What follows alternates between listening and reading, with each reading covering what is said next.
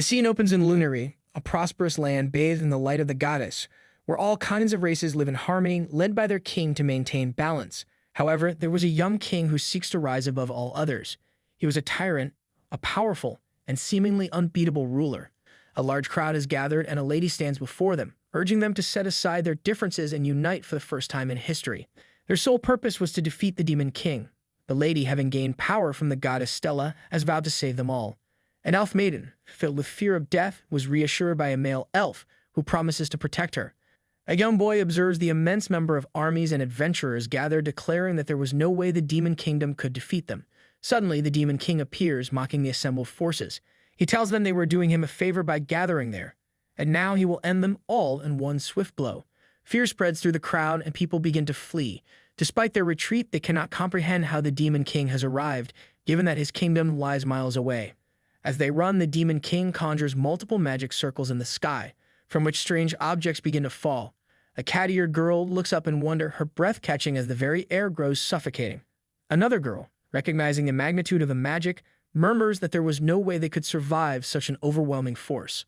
The girl charged forward, determined to break through the demon king's defenses and strike at him. In response, the demon king erected a powerful barrier to protect himself. Despite the barrier, the girl didn't falter. As they clashed, their combined force created a massive explosion. Yet the girl remained standing. The demon king was stunned. He couldn't fathom how a weak human like her could reach him. He demanded to know what made her so strong, convinced there was no way a mere human could possess such power. He warned her not to think she could hide it from him, vowing that he would uncover the truth, one way or another. Sparks crackled around the girl as she replied, revealing that it was something the demon king would never understand. He was baffled by the idea of something beyond his comprehension. After all, he was the demon king. There was nothing in the world he couldn't grasp.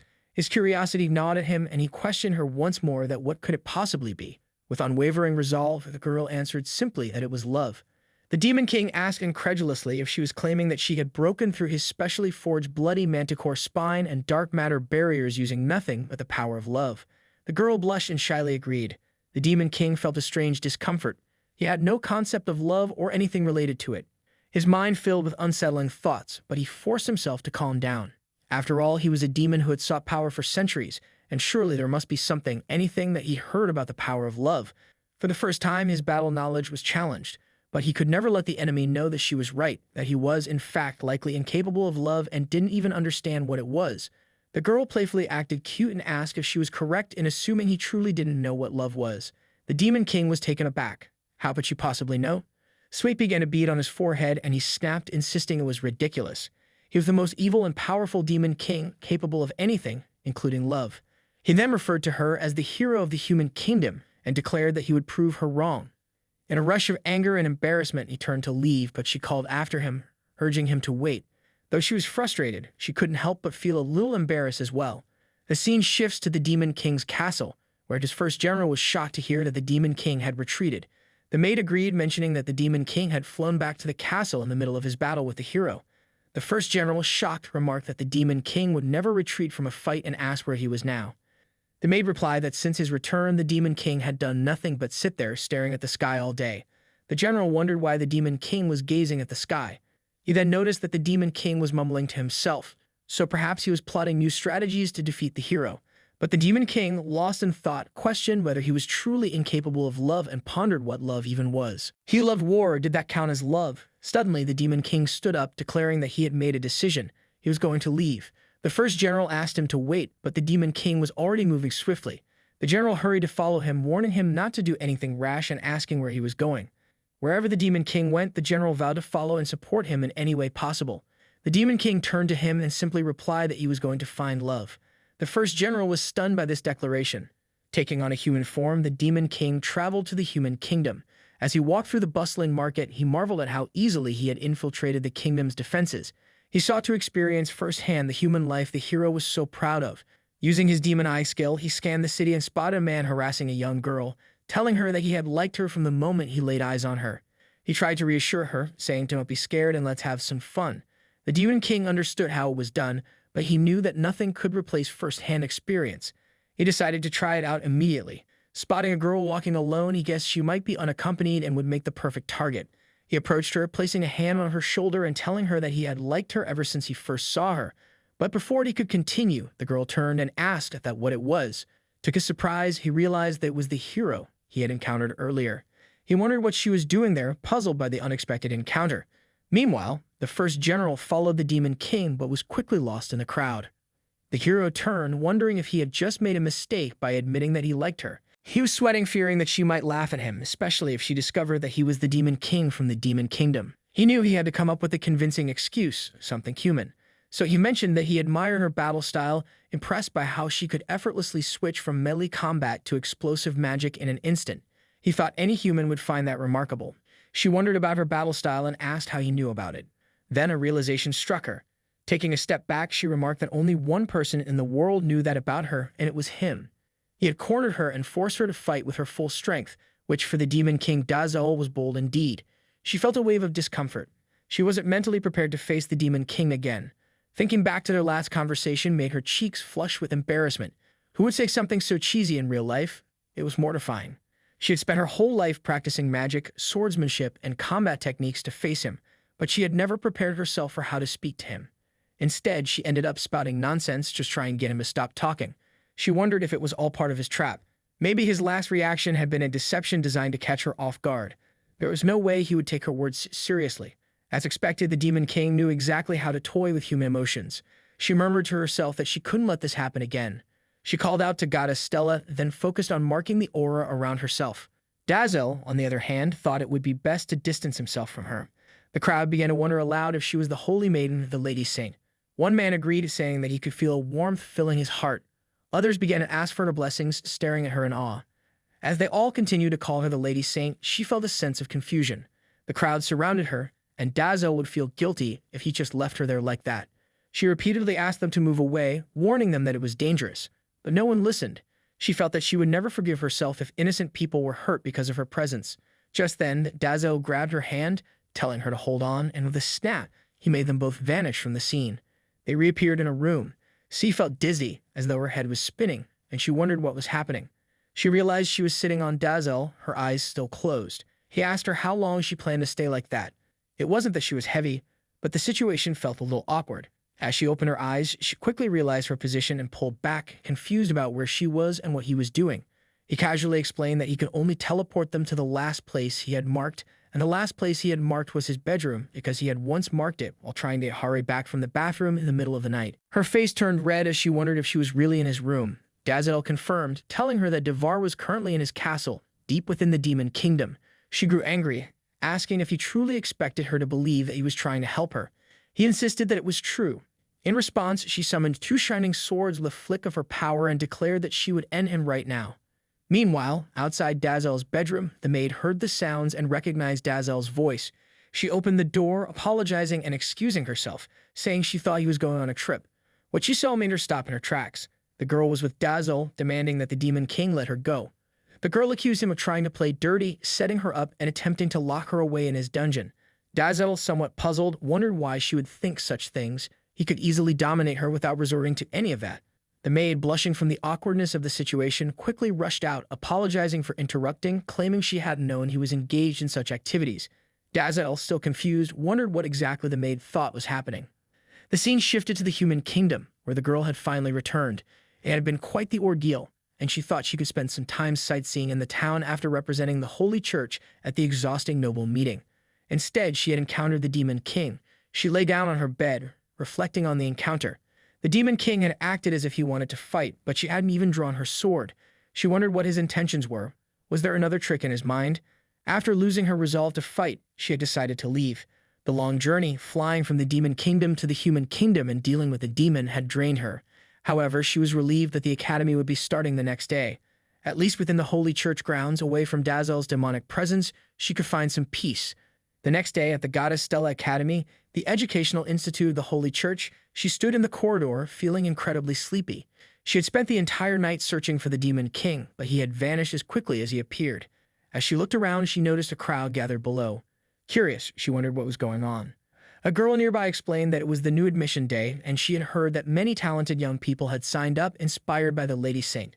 She laughed to herself, thinking that as a saint, she wasn't supposed to enroll in the academy. Instead, she should focus on her training to fight the Demon King. But sometimes she wanted to feel normal, so she'd asked the head priest if she was allowed to attend the Holy Church Academy. To her surprise, the head priest had approved her request. It must have been because they wanted her to promote the academy, encouraging more people to join the cause to fight the Demon King and his generals. Suddenly, she was shocked to see the Demon King and his general among the new students. She wondered what they were doing there. The general asked Dazel why they were enrolling in a human academy, especially when the place had a holy scent that made him sick. Dazel replied that he had heard about the academy while investigating the residence of the hero. The general was taken aback upon hearing this. Dazel explained that it was no different from a battle. If he wanted to understand her better, he needed to understand her environment as well. It turned out that stumbling upon the academy was a fortunate coincidence. The general was deeply emotional, realizing that the Demon King had finally come to his senses. He truly wanted to fight the heroes seriously, and that's why he was there. He could sense that their victory was getting closer. Dazel nodded, telling him that one should always keep their friends close, but their enemies even closer. The general agreed, stating that he would assist the Demon King in uncovering everything about the hero. Other students, watching the scene unfold, could only stare in silence. A lady stepped forward to announce that before they could start the test, everyone would need to give an offering to Goddess Stella. Both Dazel and his general exchanged glances, noticing the stark separation in the social classes. Dazel glanced at a purple crystal and thought it should be good enough. He placed it on the table, followed by several more, which shocked the priests. The general understood their reaction. The crystals were the highest quality materials, super rare gems that could turn weapons into legendary artifacts. Dazel's wealth alone far surpassed that of the entire human kingdom, even during their most prosperous years. He belonged in the finest seat, far beyond what humans could offer. The two priests hurriedly moved to destroy the forbidden objects from the demon land, but the lady instructed them to simply burn them, declaring them unholy. Dazel and his general, however, watched as they were placed in the Law of Rings. The time came for the participants to fire at the targets. A boy went first, hitting all of them perfectly with ease and casually mentioning that it was nothing. His peers praised him, calling him the best. The general noted that for the higher offering students, the distance was only 10 meters, while for the Law of Rings, it was 100 meters.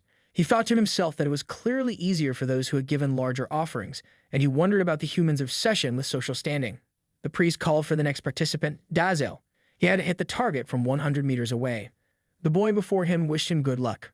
The general glanced at the boy, thinking he should know his place there. Meanwhile, Dazel observed the girls who were openly expressing their admiration for the boy, telling him that they loved him.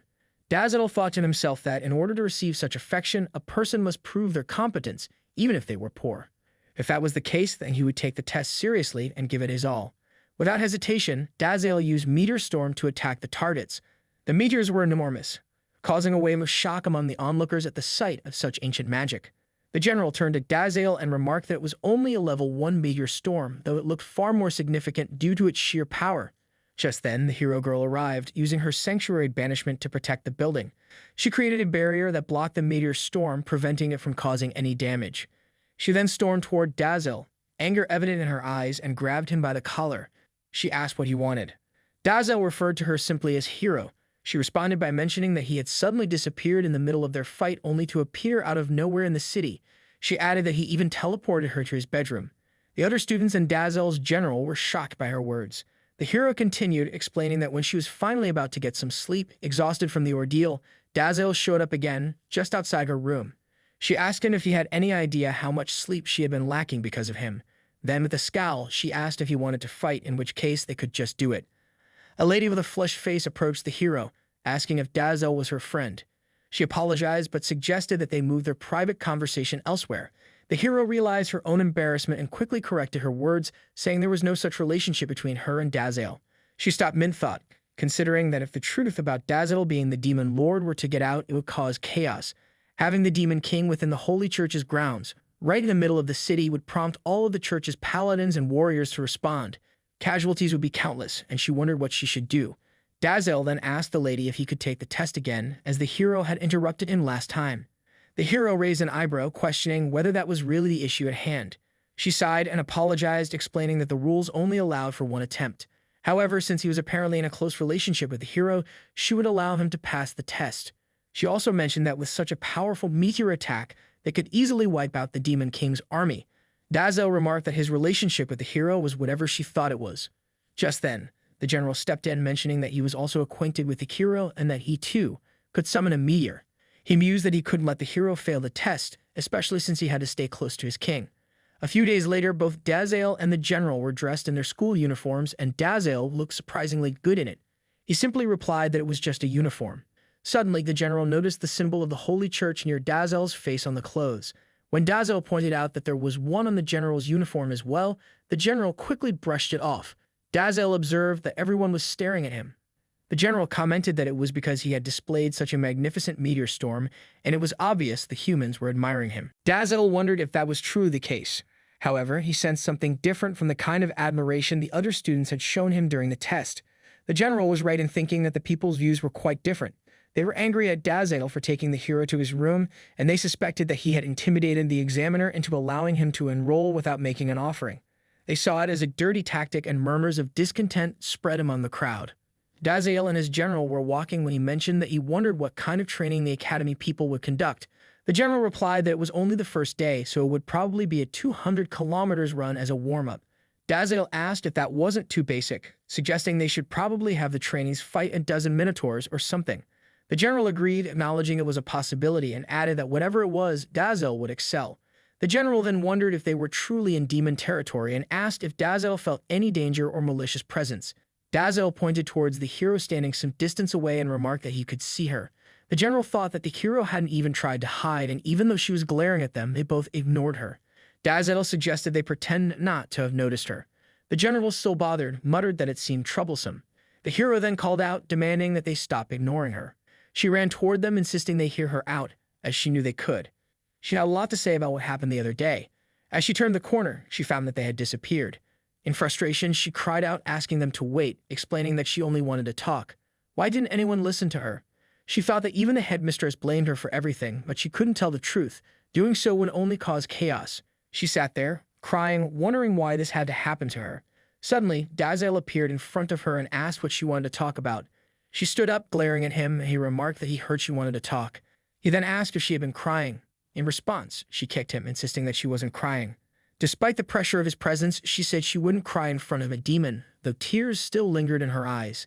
He stopped her leg with a single finger, wondering what was in her eyes. She replied that she was angry and asked if he knew how much trouble he had caused her. She challenged him, saying that if he wanted to fight, so let's do it. She thought to herself that demons were supposed to be straightforward and fair in battle, but if he was just toying with her to make her life miserable, it would be the worst of all. His face reddened slightly as he said he didn't mean it like that, but he was hesitating to express what he truly wanted to say. She shouted at him, urging him to hurry up and speak. His face turned completely red as he confessed that wanted to understand the meaning of love, and that's the only reason he came to the human school. She forced a laugh, controlling her emotions, and Dazael thought to himself that she must be so happy to be proven right. Now she understood why he had told her the truth. She turned to leave, saying that he was the Demon King and that she wasn't supposed to trust him, as her duty was to protect her people. Yet for some reason, she felt like he was telling the truth. If that was the case, maybe what he was trying to do wasn't entirely bad. She considered that if he got to know humans better, it might be part of his next move against the human kingdom. For now, she decided to let him do what he came for, but she swore she would keep an eye on him. If he hurt anyone in the kingdom, she would fight him with everything she had. She asked if he understood. Dazael promised her, calling her by name Sylvia. He swore that he would keep his word. She grew annoyed and told him not to call her by her name so casually. He then asked if he should refer to her as Hero or Lady Saint. She denied both titles, finding them too embarrassing. The scene shifts to the Demon Kingdom, where Luna, the maid, arrived at just the right moment. The second general of the demon army was looking for her. He mentioned that the king had asked her to return, but he couldn't find him anywhere. He then asked Luna if something had happened that he wasn't aware of and why everyone always left him in the dark. Luna replied that the king had been acting strangely lately. The last time she saw him, he had brought a girl into his chamber. She had only caught glimpses of the girl, but she was certain the girl was human and had a strong, holy aura. The second general was surprised to hear about the holy aura and wondered if the king might be under the influence of some human church's evil spell. Just then, they heard the door open, and someone appeared in front of the king's room. Luna was surprised and explained that the demon king had said he wouldn't be back for a while. Upon closer inspection, they saw that the person was wearing the emblem of the Stella Church, confirming the general's suspicions. The second general rushed toward the person, ready to punch him, declaring that he wouldn't let anyone control their king. However, it turned out that the person was actually the first general. Furious, the first general confronted the second general, asking how he dared to punch him and accusing him of trying to kill the first general and take his position. The second general, taken aback, denied the accusation and explained that he had just returned and found no one around. He asked what was going on. Levirian wondered how the second general had come to the conclusion that there would be an enemy. He explained that he had been teleported there by the king and expressed confidence in his assessment. Levirian then said something to the second general that caught him off guard. The second general was surprised to hear about the secret infiltration of the enemy's base. Levirian agreed, stating that it was indeed dangerous and that he would accompany the king alone. He then gave a lecture, boasting that he was the best of all the 7 generals and always invited everywhere. He asked the second general to remember the time when the king entrusted the front lines to him, and then continued saying many other things. The second general jokingly mentioned that if both of them were gone, he would take the demon king's throne. But the first general immediately shouted at him, warning him not to think such things as they were not dead yet. The scene then shifts to the human kingdom at Goddess Stella Academy, where Dazael and Levirian were walking. Dazael received a notice and mentioned that he was late the previous day and hadn't yet understood the class system at the academy. Levirian apologized for not being able to accompany his king to the new student ceremony. Dazael reassured him, saying not to worry about it. He admitted that it was his fault for forgetting to teleport Levirian back. Levirian mentioned that at the academy, students were free to choose their job classes, and he was flattered that Dazael had chosen the same class as him. He asked what job class Dazael had selected. Dazael replied that he had been a bit lost in that section, so he simply chose the one that kept mentioning demons, thinking it must be easy for demons like them. When Levirian saw the class Dazael had chosen, he was surprised and said that an exorcist was a job that required expertise in holy magic to kill demons. Dazael reassured him, saying not to worry about it. It was just for the human students in their early education. Levirian agreed, noting that they started from E-class as well, meaning they were dealing with low-grade exorcists. He added that what's the worst that could happen? Sylvia, overhearing the conversation, remarked that being an exorcist was perfect and that they would be in the same training ground since she had chosen the same class. Levirian turned to see her, shocked that she was also an exorcist. She responded, saying not to get too worked up yet, as she wasn't there to pick a fight. Dazael asked what she was doing there.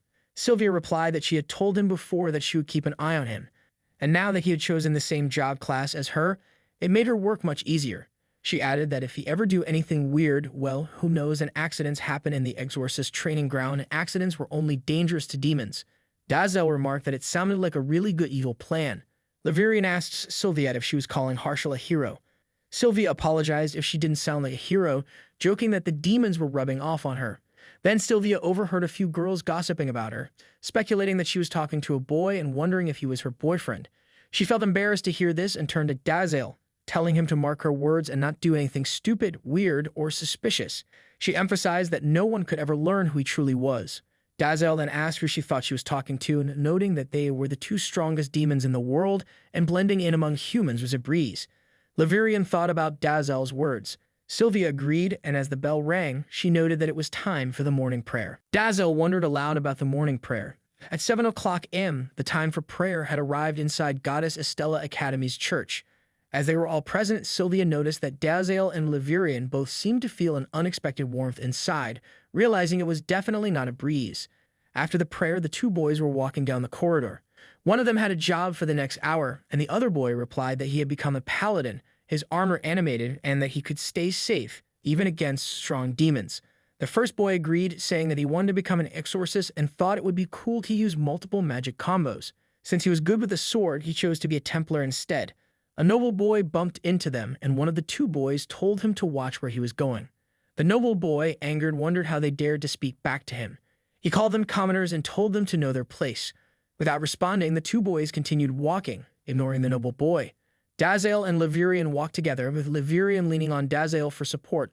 The noble boy thought to himself that they must be new students in dark uniforms. He rushed toward them, thinking that if they were commoners trying to get close to the saint, the girl whom even nobles held in high respect. They were nothing but cocky peasants. He decided to teach the commoner a lesson by bumping into him using his superior strength. As he got close to Dazael, he ordered him to get out of the way. When he bumped into Dazael, however, his shoulder bone shattered into pieces. He was set crashing into the wall and screamed in pain, calling out for a medic. Levirian, noticing the shattered window from the impact, remarked that he had broken the mirror-like glass with his power. He wondered how the boy had dared to bump into his king on purpose. In a cold voice, he vowed to chop the boy into pieces and throw him to the hungry monsters of the demon kingdom. The boy, horrified by the threat, was left in shock. Levirian sent the boy flying into the sky and told him to rejoice as his life would be taken by the great demon king's #1 subordinate. Dazael remarked that Levirian was done for. Suddenly, Dazael sensed a sweet and thick holy aura, along with the sound of footsteps and a voice. A girl walked alongside Sylvia and asked her why she was smiling. Was something good happening? Sylvia replied that she was excited for her exorcist class and wondered what kind of lesson they would give to the civilians. Dazel reminded Sylvia of her earlier words, saying that if she saw him hurting anyone, she would continue the fight with everything she had. As Levirian prepared to attack the boy, Dazel activated his hyper-acceleration, which would only take a second. But with Sylvia so close, Dazel worried that he might not make it in time. If he failed, Sylvia would kick him out of the academy, and he would lose his only chance to study about love. With no other choice, he used level 5 ancient dark magic to control time and space, making Levirian and the boy vanish just as Sylvia arrived. Sylvia turned to the girl and told her that she was already so skilled at support and healing, she would probably get bored in the priest's job class. The girl responded saying that Sylvia was the one who should join the same class as her for a change. She admitted that she was terrible at making new friends and might get lonely if she was left all alone. Sylvia wondered why she had felt a very strong surge of dark magic just a moment ago. She then told herself that she couldn't let her guard down, as she had a strong reason to stay in the exorcist class. She stared at Dazel, who seemed surprised to see her there. She asked him what he was up to. Dazel was sweating heavily and wondered why she thought he was involved in something. He thought to himself that no matter how idiotic Siddharth might seem, he was still the Demon King, and there were possibilities that everything was an act, hiding some ulterior motive. If that was the case, Sylvia decided she would scan the entire academy grounds for any traces of dark magic. She activated her enhanced holy senses to check every corner of the academy. Her friend wondered why Sylvia had activated her skill. Sylvia thought it was better to be cautious and decided to use all her holy skill buffs to protect the academy and its inhabitants from any potential dark magic. She invoked Atonement, Guardian Spirit, Divine Song, Angel's Mercy, Radiance, Expurgo, Hand of Gladius, and the Rite of Redemption. All the students started glowing, wondering if it was the power of the holy light. One girl felt blessed all of a sudden. A boy remarked that it was the power of the Lady Saint. Another boy wondered aloud if they were under attack. A student ran ahead, telling everyone to prepare countermeasures. Dazel was sweating profusely, feeling as though he were being trampled. He wondered why Sylvia was going all out. Was she really mad at him? It seemed like she was seriously considering kicking him out of the academy. Sylvia observed his expression and thought he looked like he was carrying something heavy. It was as if he was compressing his dark magic to the point where she couldn't sense it. Realizing this, she activated more holy protection and a giant aura surrounded her. After using this protection on the entire academy, she pointed at Dazel and declared that she couldn't find anything suspicious. She would let him off the hook this time, but if he ever did anything weird again, she swore there would be consequences. As she walked away with her friend, the girl asked if they fought often. Sylvia nodded and replied that they could say she was born to fight him. The girl wondered if it was a couple's quarrel. Sylvia quickly responded that it wasn't, and her duty was to protect the people. She hadn't even considered dating, especially since Dazel was the Demon King. Meanwhile, behind the academy building, Levirian was on his knees, begging Dazel for forgiveness. He admitted he hadn't thought it through when releasing the demonic aura and acknowledged that it had jeopardized their disguise in front of the humans, to the point they had no choice but to intervene. Levirian lamented that he was useless and begged the Demon King to grant him the greatest permission, ordering him to kill 100 King Hydras or 1,000,000 monsters within 24 hours. Dazel replied that Levirian didn't need to think about such things. Levirian began to cry, expressing how kind the Demon King was. Dazel, however, thought that it wasn't kindness but rather a necessity. He had used his time and space control ancient magic skill to avoid attracting attention, something he could have done long ago. If he hadn't, the hero might have figured it out. Dazel then asked what they were going to do with the boy. He would rather not shed any blood while they were there. Levirian answered that he had taught the boy a very valuable lesson, that even trash could become the Demon King's loyal follower. The boy, battered and bruised, murmured that the Demon King was the strongest in the world and that he was the best. Levirian, with a smile, commented on how beautiful it was to hear such words in that holy place. Since the boy had become a slightly better human being, Levirian decided to give him a present.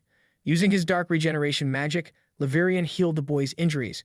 The boy was surprised to find that his hand no longer hurt, but his shock only deepened when he saw the changes.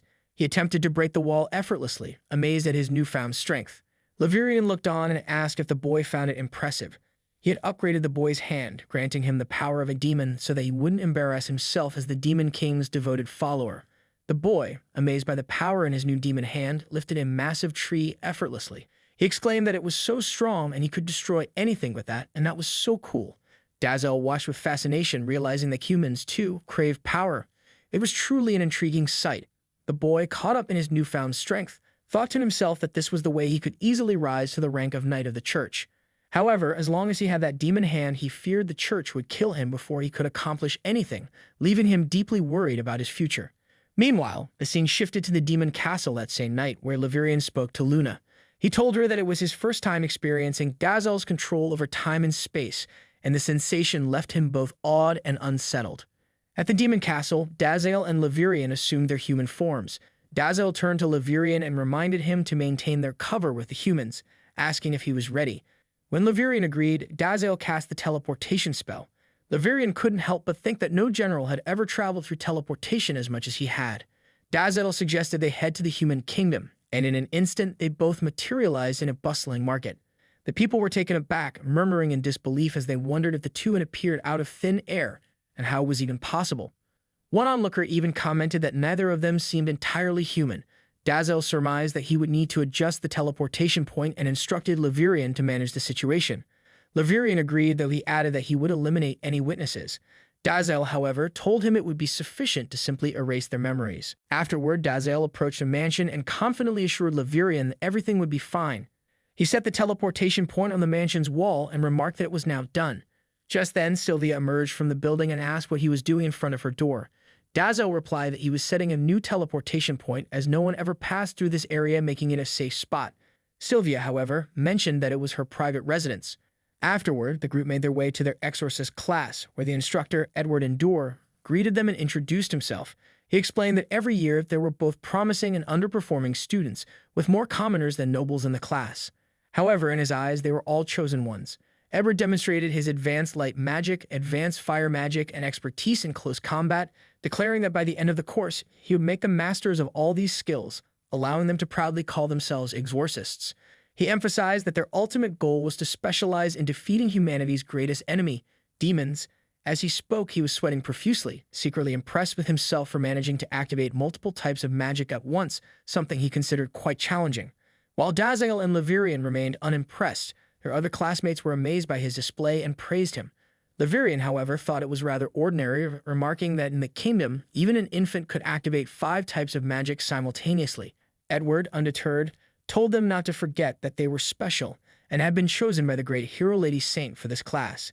He assured them that with him as their instructor, the greatest exorcist of all time, there was no one more qualified to teach them this path. Edward also proudly mentioned that he had once faced the Demon King in battle, standing alone against such a powerful foe. Levirian was shocked to hear that. Edward continued, explaining that long before the hero lady saint was even born, he had earned fame for a legendary battle. He couldn't help but feel a sense of shame every time he remembered that day, the day the Demon King had inflicted those bonds upon him.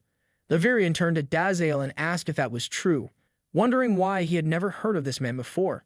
Dazel, too, was unaware of who Edward was. Edward went on to say that everyone knew about the infamous Battle of Twin Valley, and he could still recall it vividly. Even after 25 years, he remembered the terror he felt when the Demon King unleashed that dreadful attack. At that moment, Dazel finally recognized Edward. Levirian, still skeptical, asked if it was really true. He mentioned that he had read everything about the wars Dazel had fought in and followed his actions down to the smallest detail, but there was no mention of such a man. Dazel replied that he remembered hearing about Edward from the soldiers a few years ago, recalling how Edward had trembled in fear during that time. Levirian remarked that it was impressive how Dazel could even remember the most trivial details about someone. Dazel brushed it off, saying it was nothing. Meanwhile, Sylvia, intrigued by their conversation, wondered what those two were so excitedly chatting about. She suspected they were likely plotting some evil scheme. Edward then called for the group to gather, holding a blue stone. He explained that he wanted to test it, demonstrating that for exorcists, magic was of utmost importance. He wanted to observe how they each used it. Edward told them not to worry if they couldn't scratch the stone, as it had been specially designed for the church's knights' practice and was resistant to damage. He then asked if anyone had questions. Only Sylvia raised her hand, asking what would happen if they only used light magic for the practice, as she believed it was the most important element for exorcists. Edward smiled, complimenting her for her insight. He was honored that she was so eager for his class.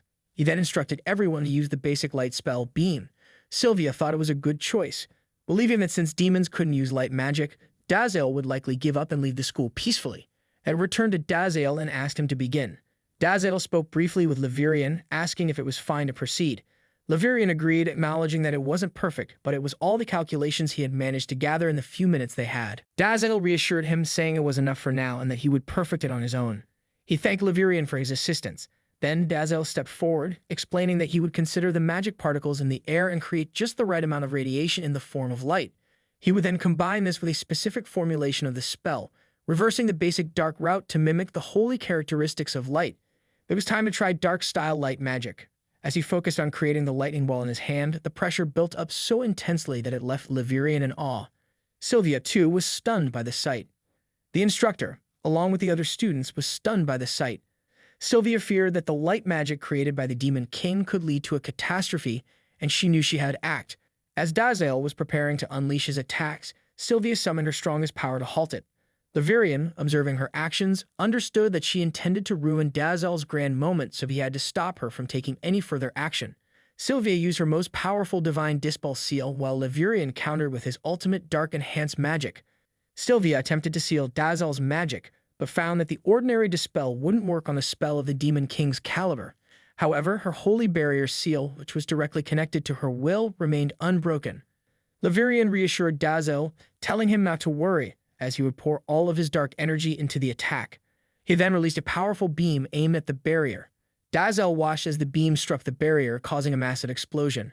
Edward, bewildered by the sequence of events, wondered aloud how the light at first appeared and now an explosion followed. He questioned what was truly happening. As the fog began to clear, Dazzle and Sylvia were both on their knees. Levirian hurried to Dazzle, apologizing for disrupting his incredible demonstration. Sylvia, rising to her feet, acknowledged that it was all her fault. The magic was still unstable, and she would have to refine it further to perfect it. Dazzle got up, messaging that it was still impossible to contain 2 consecutive spells from high-level demons, and that he needed to practice more. Sylvia then asked him why she looked like him, to which he responded by asking the same question. Levirian was shocked to hear such a thing. After a while, the 3 of them went to a quiet place where they soon realized that Dazzle and Sylvia had swapped bodies. Dazzle, now in Sylvia's body, confessed that in his 1,700 years of life, this was the first time he had experienced such a magical rebound. He speculated that there must have been a flaw in his formula for reversing dark magic into light magic, which could have been tampered with by the Holy Bind and Dark Enhance. He wondered aloud if the holy magic wasn't, in fact, fascinating. Sylvia, now in Dazzle's body, told him that he could be fascinated by it later, but for now, she asked him to turn her back to normal, as she couldn't keep up with covering for both of them. Dazzle replied that he had never experienced anything like this before, and although they didn't have a library filled with all sorts of information about magic, he thought Levirian might know more. Levirian responded that it was indeed a great idea, and he would help, but except for the parts related to human holy magic. He can deliberately erase those from his memories. Sylvia promptly hit him for that. Dazzle, using his power, stated that the situation couldn't be held any longer, and they would sneak into the royal library at midnight when everyone had fallen asleep. In the meantime, he would hide in her room and asked her to return to her own room. Sylvia was shocked by the suggestion, insisting that she couldn't let anyone see her looking like this. If she went back to her room, everyone would get the wrong idea. Dazzle suddenly disappeared from the scene. Later that night, in his demon form and occupying Sylvia's body, Dazzle arrived to meet her. He told her it was time to go, and Levirian was keeping watch, ensuring they could enter the castle safely. Sylvia, now in Dazzle's body, remarked that he had finally arrived, and since no one was around, they were safe to proceed. As she glanced at her real body, dressed in the unusual attire, she inquired about it. Dazzle explained that it was his usual clothing when he was at home and that her clothes weren't practical for combat. She then asked why anyone would wear combat attire at home. Dazzle responded that they didn't have much time, so he would teleport them both. Sylvia asked him to wait, but he grabbed her hand and they both teleported to Dazzle's bedroom. Dazzle opened the door, urging Sylvia to enter quickly before anyone saw them. However, Luna was standing right by the door. The moment it opened, she froze and the door quickly shut again. Both Dazzle and Sylvia broke into a cold sweat. Luna, unsure of what she had just witnessed, wondered if she had misinterpreted the situation. She decided to retreat before anyone noticed her and apologize, saying she would pretend she hadn't seen anything. As they both entered the library, Sylvia quickly realized that their efforts were in vain. Dazzle replied that they had simply found ways not to reverse their bodies back.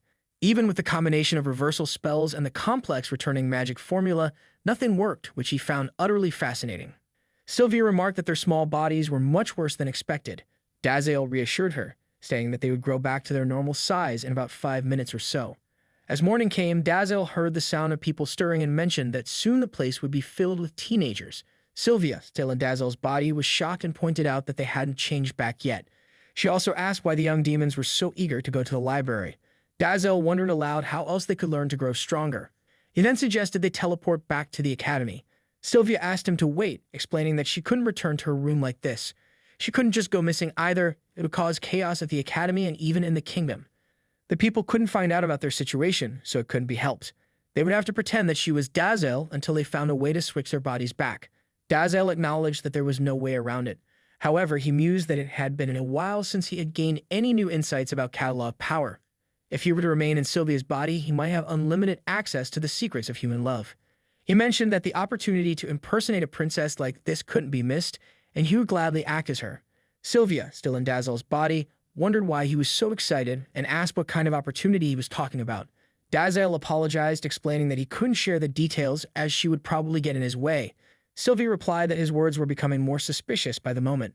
Unbeknownst to them, someone had been listening to their conversation while hiding nearby. Sylvia, still in Dazel's body, marveled at the situation. She felt the body was exceptionally sturdy, filled with a strong flow of magic. As expected of someone called unbeatable, Dazel must have worked incredibly hard to achieve this level of power. Then she realized what she was thinking and quickly corrected herself. She shouldn't be praising her enemy, but it was difficult to stop herself, especially when she hadn't even seen his body. She wondered how he had changed so seamlessly without looking at her body. But Dazel and Sylvia's body snapped his fingers and changed back in an instant. Afterward, he used his power, thinking that even in such a small body, his magic, such as teleportation, could still be withstood without issue. The flow of power was immense. Sylvia realized how much Dazel must have practiced.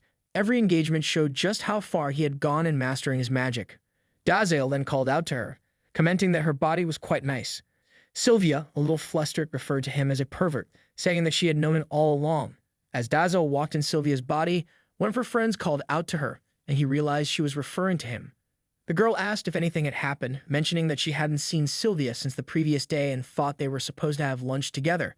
Dazel quickly recognized the girl as Sylvia's friend. In Sylvia's voice, Dazel replied that she had lunch with other friends.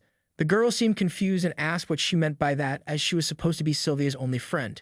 Noticing something off about Sylvia's behavior, the girl pressed further, asking if she was hiding something. Dazel, thinking over the situation, realized that Hamish had calculated things accurately. He couldn't believe that the hero of the human kingdom only had a single friend, and he hadn't found anything else that could explain this. In such an unfavorable situation, Dazel knew there was only one course of action: find the enemy's weakness. Using his demon's eye, Dazel observed that Sylvia's eyes were now glowing red, which unnerved the girl.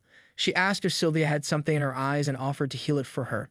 Dazel noted that the color of her magic circuit was almost yellow, indicating the presence of the holy element, which suggested that the girl might belong to a support-type class. Just then, Dazel spotted Levirian, who appeared unwell after the morning prayer.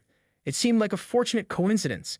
After that, the girl pointed to Levirian, telling Dazel that he appeared unwell and she wanted to help him. The girl agreed, and upon seeing Levirian, she called out to him, asking if he was okay. Levirian looked at Dazel, who subtly indicated something, and wondered what his king was trying to communicate. Dazel, thinking quickly, decided that Levirian should keep the girl occupied and prevent her from getting any closer. Levirian, understanding the silent cue, realized that the girl posed a potential threat and decided to handle her accordingly. He was surprised that such a tiny girl could pose such a danger to his king. Levirian then asked the girl what made her so special, urging her to tell him everything about herself.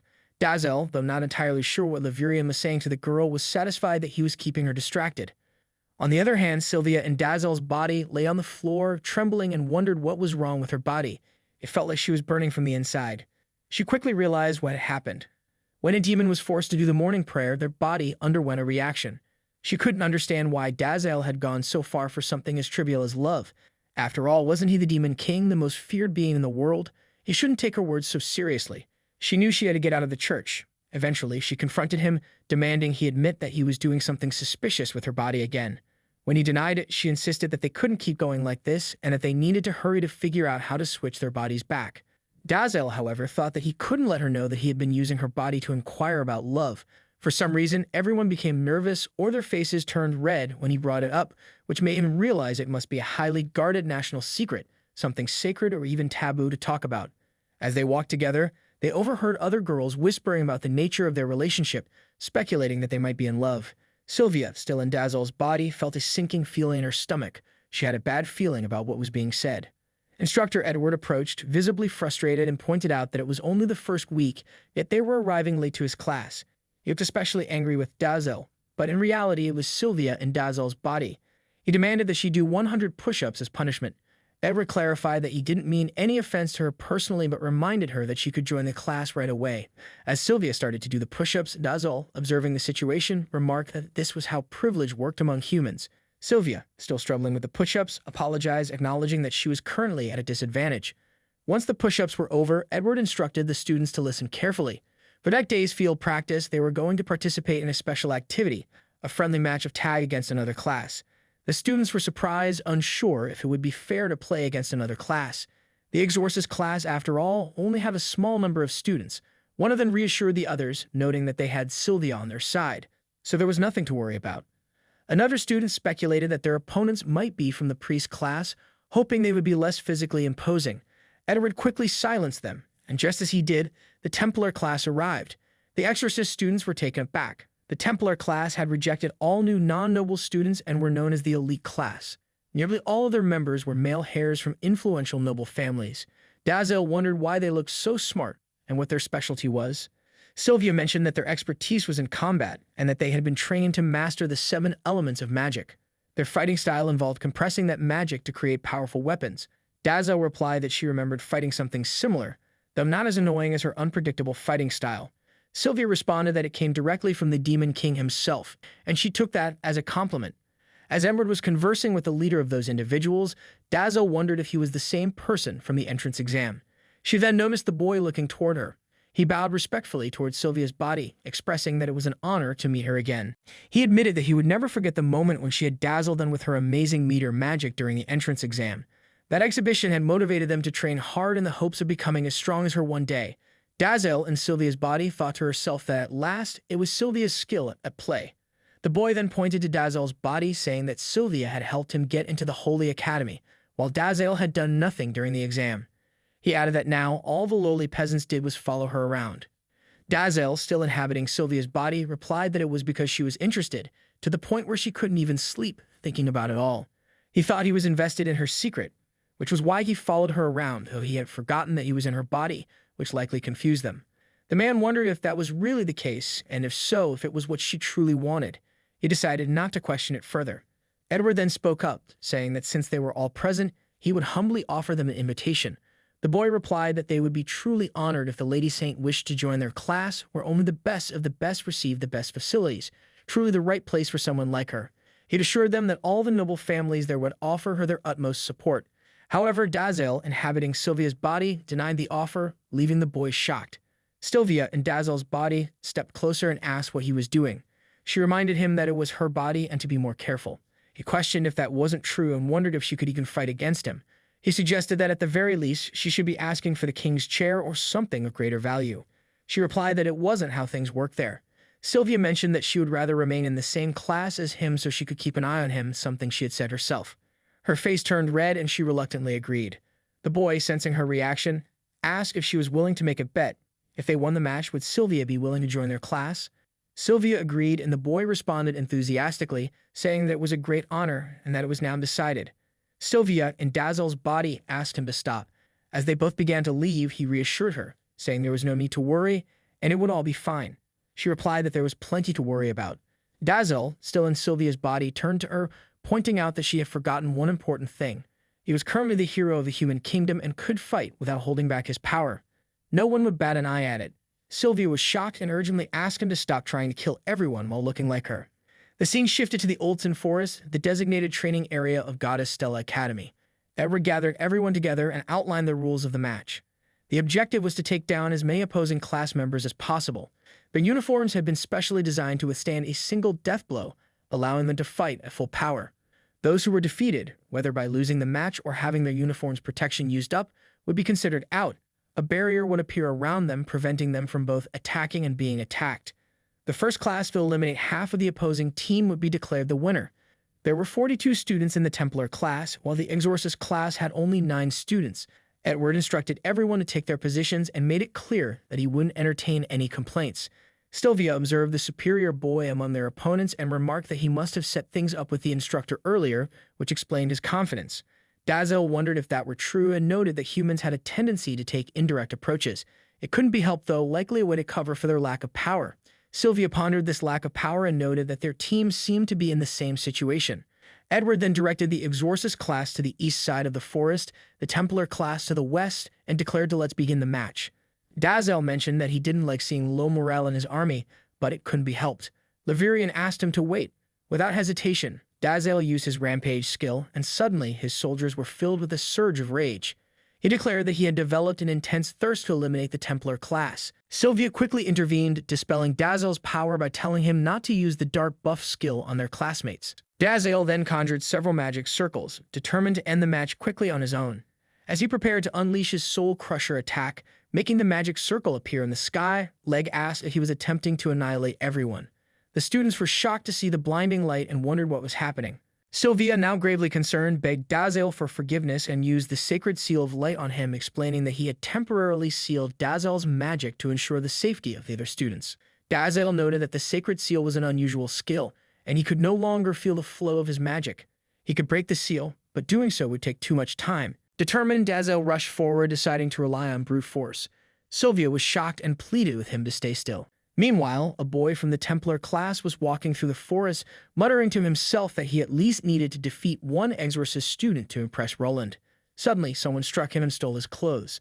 The figure donned the Templar uniform and remarked that the human kingdom border was far too easy to cross. It was time to challenge the hero and prove to the noisy Levirian that he was worthy of sitting on the king's throne. The person was none other than the second general of Dazel.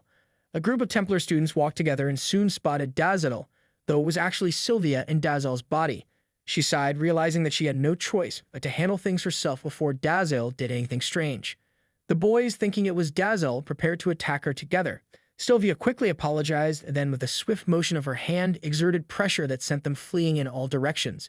She marveled at the power of Dazel's body, feeling as though the magic was constantly surging from within. Without proper control, everything around her, even the ground, could easily be destroyed. Edward, watching from a distance, was shocked to see the Templar students falling one by one. He realized that giving the Templar class an advantage had been meaningless in front of Sylvia. Meanwhile, Roland and a boy nearby heard the commotion and wondered what was happening. Roland thought to himself that he had told them to avoid Sylvia and focus on attacking others. The boy, however, corrected him, saying that it wasn't Sylvia causing the trouble, but rather the one who was truly dangerous in that class. The boy with platinum hair, Levirian.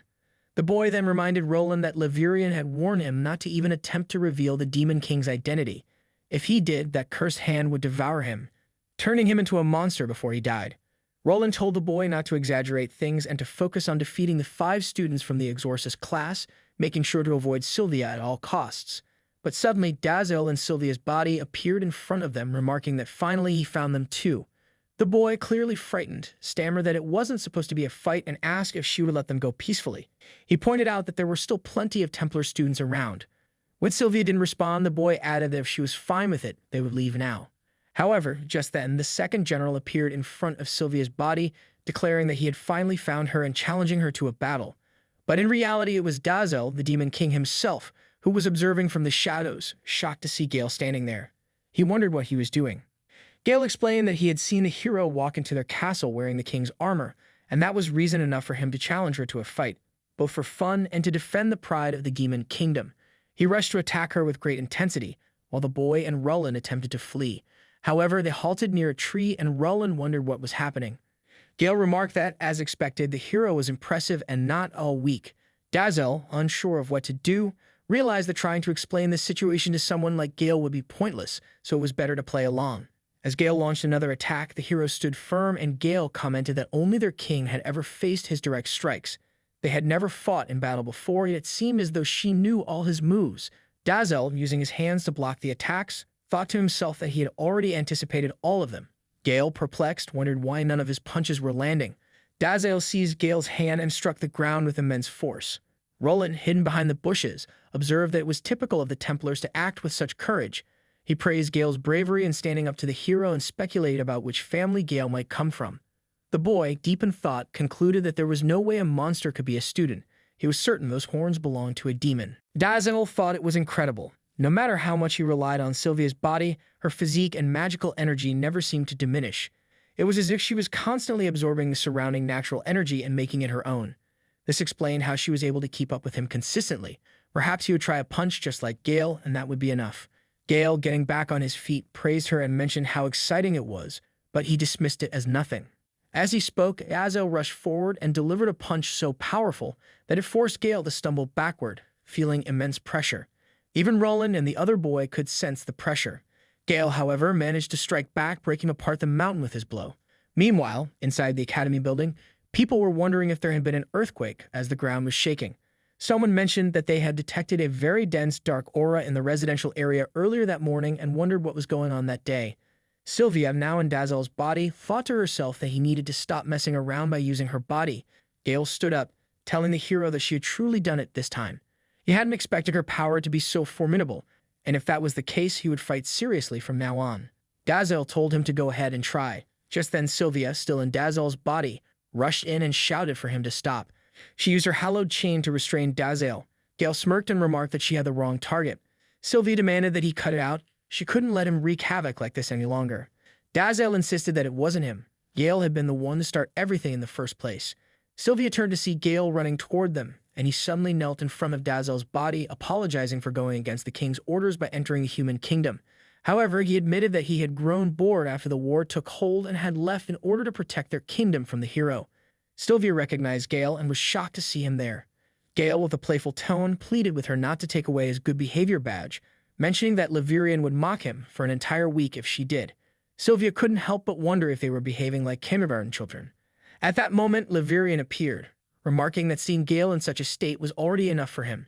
He mentioned that he had been caught in the web as well and had come as soon as he sensed Gale's presence, only to find that his help wasn't needed. Dazel observed that it seemed like Levirian was the one who needed assistance, and he couldn't help but wonder what happened to him. Levirian, referring to the hero's body as the king, smiled and said he was happy that Dazel was so concerned about him. Gale was stunned to hear Levirian address the hero as king. Levirian then revealed that he had found a way to return both Sylvia and Dazel to their original bodies. They entered a room where Sylvia's friend was waiting to perform the procedure. She prayed to the goddess and all the holy powers of the land above, asking that their light guide all creatures and be a blessing to all living things. Then she used the Soul Divina on both Sylvia and Dazel. After the ritual, they returned to their normal forms. Dazel, amazed, remarked that it had really worked. He noted that although they had not learned holy magic, and were not from the support class or even familiar with simple healing spells, it seemed the hero should have known about it. The girl responded that she was from the support class. Levirian, overcome with emotion, expressed how happy he was that his time being tortured had been of use to his king. However, now that the girl had served her purpose, it was time for him to silence her forever. He couldn't let her jeopardize Dazel's disguise. Sylvia, enraged, was about to act when the girl used a healing spell on Levirian, causing him to collapse. Sylvia muttered that it seemed she wasn't needed after all. Dazel, still observing the scene, found the effect of the healing spell intriguing. As all the students gathered around, Edward announced that they had brought all the injured students into the healing room, and he was pleased to declare that the Exorcist class had unexpectedly won. The students praised Dazel for his efforts, claiming they couldn't believe it was him and not the hero lady. One girl added that Dazel had done everything so Sylvia wouldn't have to move to the Templar class, calling it a sweet gesture. However, the truth was that Sylvia was the one who had done everything, though no one knew this. Roland told the boy that he wasn't sure what had happened. The last thing he remembered was being blown away by a sudden strong wind before he passed out. The boy agreed with this, though he suspected it was a lie. How could he explain that his demon-enhanced strength had allowed him to withstand such a fierce battle? He realized he would need to keep his distance from those demons. Roland approached Dazel and, admitting his loss, stated that as a gentleman, he would honor his birthday by taking Sylvia with him and had a present to give for Dazel's bravery. He placed a hand on Dazel's shoulder, adding that while he might not be of noble birth, Roland would accept him as his bodyguard. Everyone knew that this was a position close to that of a friend. Levirian, furious at Roland's audacity to touch Dazel, was ready to burn him to a crisp. But Dazel, ever calm, told Levirian that it actually sounded good to him. He thought that Roland was well loved by many, and Dazel would certainly gain valuable intelligence from him. He couldn't afford to let that opportunity slip away. Later, back at the Demon Castle, Dazel reflected on his experience. He marveled at how fascinating it was. As he had suspected, Sylvia's body was beyond doubt soft and fragile, a sensation that made it feel like it needed to be protected. Yet when used for battle, it only gave forth remnants of power, thanks to her unique ability. In his 1,700 years of life, Dazel had never encountered anything like this. He wondered if it was the effect of love's power that made it so. Despite the unsettling familiarity he felt, Dazel couldn't quite place where he had met someone like that before. He called for Levirian, and the demon appeared suddenly. Dazael asked him to tell everything he knew about the hero. Levirian thought it was impossible. After all, Dazael had never asked for information on his enemies before, especially since the power gap between them was so vast. Levirian began to wonder if this was part of his king's new approach to defeating the hero. Dazael urged him to do his best to gather all the information on the hero. After some time, Levirian returned with his findings. He explained that ever since Sylvia was born, she had been blessed by the goddess Stella, the deity worshipped by the human race and many others in the Alliance. Because of this blessing, Sylvia possessed a remarkably strong body, unlimited mana, and strength beyond ordinary comprehension. The Holy Church had taken her in at a very young age to teach her the ways of the goddess Stella, keeping her isolated from the tainted outside world. As a result, the pure little girl, radiating holy power, was hailed as a saint. Dazael, curious, mentioned that there was magic footage of the holy girl when she first became a saint. Levirian then played the video, where Sylvia stated that she would chop off the Demon King's limbs, burn them, and scatter the ashes in the deepest sea of the Seven Kingdoms. Levirian was shocked by her words. Dazael, with a hint of disbelief, wondered what kind of charge taught their children such violence. Even in the Demon Kingdom, there were certain principles to uphold. Levirian, however, asked if that was really a concern for Dazael. In the evening, as Sylvia walked with her only friend, she suddenly felt a sharp ache in her chest. Her friend noticed and asked if she had caught a cold, since Sylvia had never been sick in her life. Sylvia replied that the stress of the past few days had taken a toll on her. She explained how difficult it had been to cover up every foolish thing Dazael had done since his arrival. She then thanked her friend for keeping it a secret. Her friend, with a gentle smile, replied that it was nothing compared to what they had done for the kingdom, so don't mention it. Still, the girl couldn't help but wonder why Sylvia had been hiding a couple of demons inside the academy. She chose not to ask, trusting that Sylvia was too straightforward a person to plot anything nefarious with them. After all, Sylvia wouldn't even hold hands with boys. Sylvia, remembering Dazael, smirked and reminded her friend that he did hold his hand recently. She paused for a moment before adding that though, technically, it wasn't really her holding the hand of a boy. Dazael was inside her at the time. The girl blinked in surprise, then chuckled, understanding the context until he was lucky, and if she didn't know the truth, her saintly reputation would be shattered. Sylvia's eyes widened in shock, asked what they were talking about. Once in the Exorcist class, Edward taught the students that demons were an evil, cunning, and aggressive race, born to create chaos. However, the most horrific aspect of them was their habit of consuming their own kind to prolong their lives. Despite the fact that this behavior made them fear sunlight, it forced many demons to remain in their dark territories. Levirian wondered where the teacher had obtained these ideas, and he found it ridiculous how humans viewed them. But as he reflected on it, he realized there was some truth to the description, especially regarding Dazael and his reign. It was clear that humans had a lot to say about him and his trusted right hand, the Demon King's loyal lieutenant. Levirian flipped through the entire book, but noticed that while humans had written extensively about Gale, there was nothing about Lev. This puzzled him, and he wondered why they hadn't written anything about him. Sylvia, sitting ahead of him, explained the reason. Raging Tempest, as Levirian was known, was often seen destroying things, and since he followed his king everywhere, his presence went largely unnoticed. Levirian's emotions were mixed. He felt both angry and proud at the same time. Sylvia urged him to choose one emotion. Meanwhile, Dazael was busy with several pens, writing something with great concentration. Observing him, Levirian thought that Dazael was paying close attention to the lesson, which was to be expected of someone who knew their enemies better than their friends. After a while, Dazael finished writing, thinking that his work should be sufficient. Edward then addressed the students, stating that they should now understand the importance of the demon binding skill.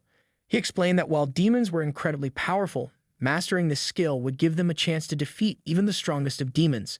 Edward mentioned that his scars still stung every time he recalled the moment when he used the skill on the Demon King himself. He added that sometimes the skill could fail if the opponent was too powerful, but he had been fast enough to anticipate the demon's moves, surviving only with his scars as a reminder. Even the Demon King had been impressed with his endurance and had spared his life. Dazael recalled a conversation with Roland about love. When he asked Roland for his thoughts, Roland had replied that it was a foolish question.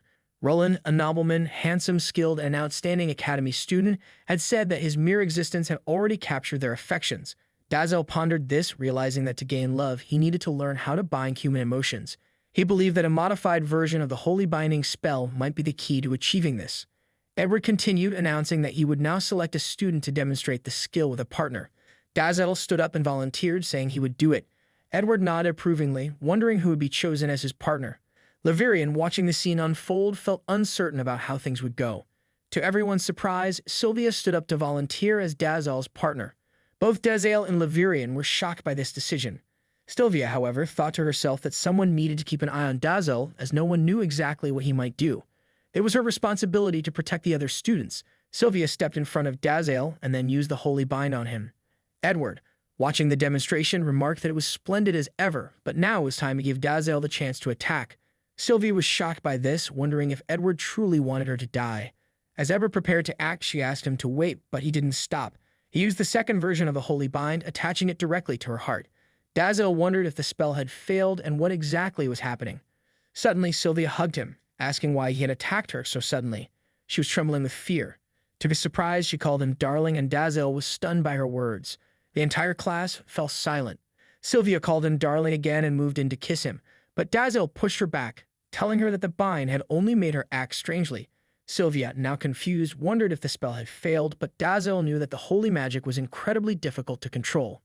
Laverian was seething with anger, furious at how Sylvia dared to touch him with those cursed holy hands of hers. He wondered what her plan was.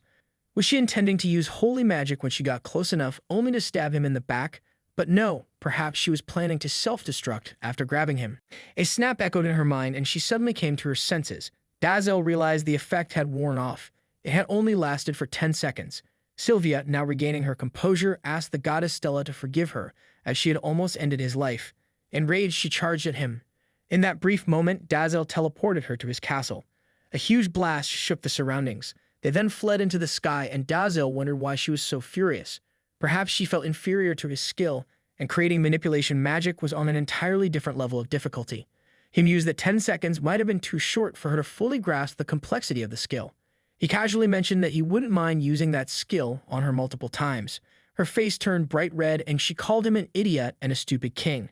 Then she cast a demon dispel barrier on herself, and Dazel wondered what she was doing. She ignored him and instead invoked an even stronger spell, the ultimate demon king dispel barrier. Later, in the cafeteria, Dazel sat with Laverian eating a meal. Laverian remarked that the Kuna Kingdom was primitive in almost every way, but he couldn't deny that their culinary culture was incredibly advanced. The complexity of the flavors was beyond his imagination. Dazel agreed, saying that while human food was good, he still preferred his own Hunt's or Luna's cooking. Two boys approached, excusing themselves and asking if they could sit there. Dazel recognized them both from his class. Laverian, noticing their audacity, wondered how they could possibly think they were worthy enough to sit with his king. However, Dazel simply told them to sit down. Laverian was surprised by his response. Sylvia then entered the cafeteria with her food and saw the four of them sitting together. She approached, excusing herself, and asked if they minded if she sat between Dazel and one of the boys. The boy was visibly surprised to see her there. Sylvia thought to herself that it was dangerous to get too close to demons, but she didn't let it show. The boy, still surprised, asked if Sylvia was jealous, though he was clearly teasing. Sylvia's face turned red, and she hesitated to respond. The boy continued, saying that they had been wanting to thank them personally ever since the time they defeated the Templars. The second boy chimed in, praising their abilities and asking how they managed to defeat all of them alone. As Dazel was about to answer, giving credit to Sylvia, she interrupted him by asking who had taught him how to fight. She added that they had spent a lot of time sparring together. The first boy, now understanding, commented that sparring with Sylvia must have been the reason she was so strong. Laverian, watching the conversation, remarked that Sylvia's movements were silky and Dazel was undeniably strong, a genius who had endured great hardships and trained endlessly. Sylvia, growing a bit impatient, told him to cut the act. She pointed out that the two boys wouldn't understand his games or role-playing. The second boy chuckled, telling Laverian that he was quite funny. He had always wondered why Laverian kept calling Dazel king.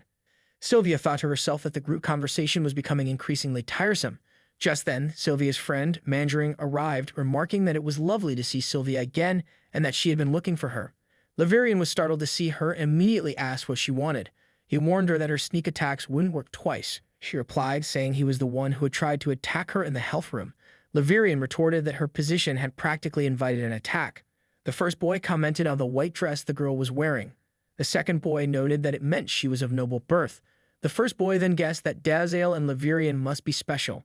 The second boy thought aloud that they likely didn't socialize with commoners. The girl noticed them and spoke up, saying it was a good time and asking if they were from the exorcist class. She mentioned that they must have learned a lot about demons and wondered if they could help her with her Demon King assignment. The first boy responded, saying she had come at the right time. He was about to study a secret manuscript he had received from his grandfather, which contained information passed down from his ancestors. It even included a hand-drawn portrait of the Demon King. The girl was surprised and said she thought all portraits of the Demon King, except those from the Holy Church, had been destroyed. The boy assured her that it was authentic and that he had it safely stored in his magic bag. As the boy checked his magic bag, he was shocked to find that the manuscript was missing. He was certain he had placed it there, but now it was gone. He panicked, unsure of what to do, especially since it was a family heirloom. Levirian, observing the situation, remarked that it was fortunate. The boy, confused, asked how that could be considered fortunate. Later that night, Sylvia was holding the book, examining the portrait. She remarked that it really did look like Dronzer. She was glad she had quickly used her dimension break skill to take the book with her.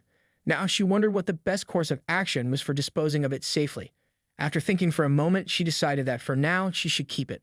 After all, it was a historical artifact. Dronzer was reading a book about love. He came across a line that said once one has caught their potential lover in their arms, it was time to make a move. He wondered why he had to bother with stripping someone's armor first. Was love so weak that it couldn't even penetrate a layer of clothing? As Sylvia walked by, she groaned, mentioning that she was sore. Because of Dronzer's strange magic, she had been forced to go back to strengthening her basic defense skills all over again. When she saw him reading, she immediately suspected that he was planning something weird again. Curiosity piqued, she had to see what kind of book he was reading. When she saw the title, she was shocked. Rushing over to him, she told him not to read such a book in the holy ground, calling him a filthy demon. As she prepared to kick him, Dronzer realized he couldn't let her know his next move. In a swift motion, he burned the book. "Stop reading such things in front of me," she demanded. Dronzer thought she had no idea how he had acquired that rare book by sheer luck, and now he had to destroy it. He reminded himself that to understand human love, he had to think like a human. Humans were fond of literature, and surely there must be some information about love out there.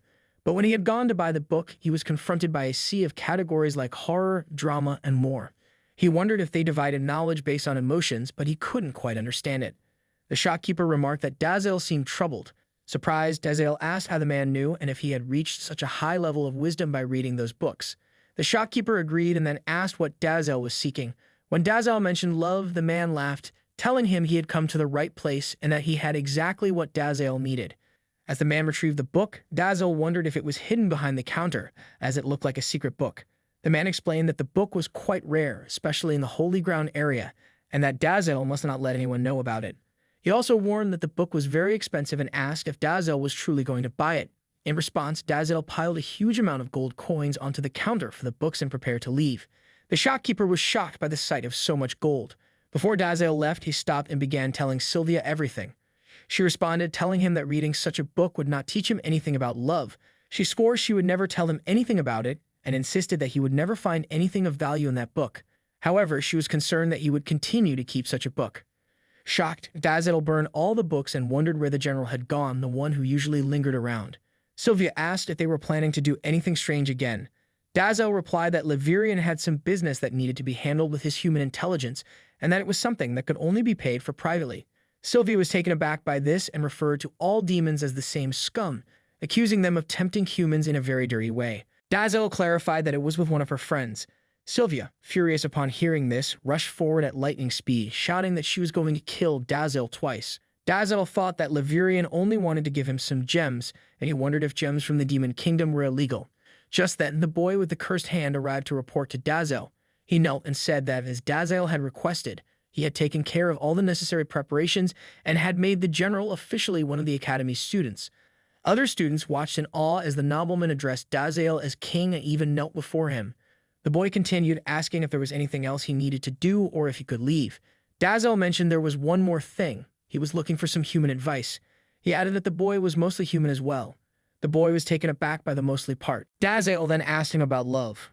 With a shocked expression, the boy asked if Dronzer meant dating.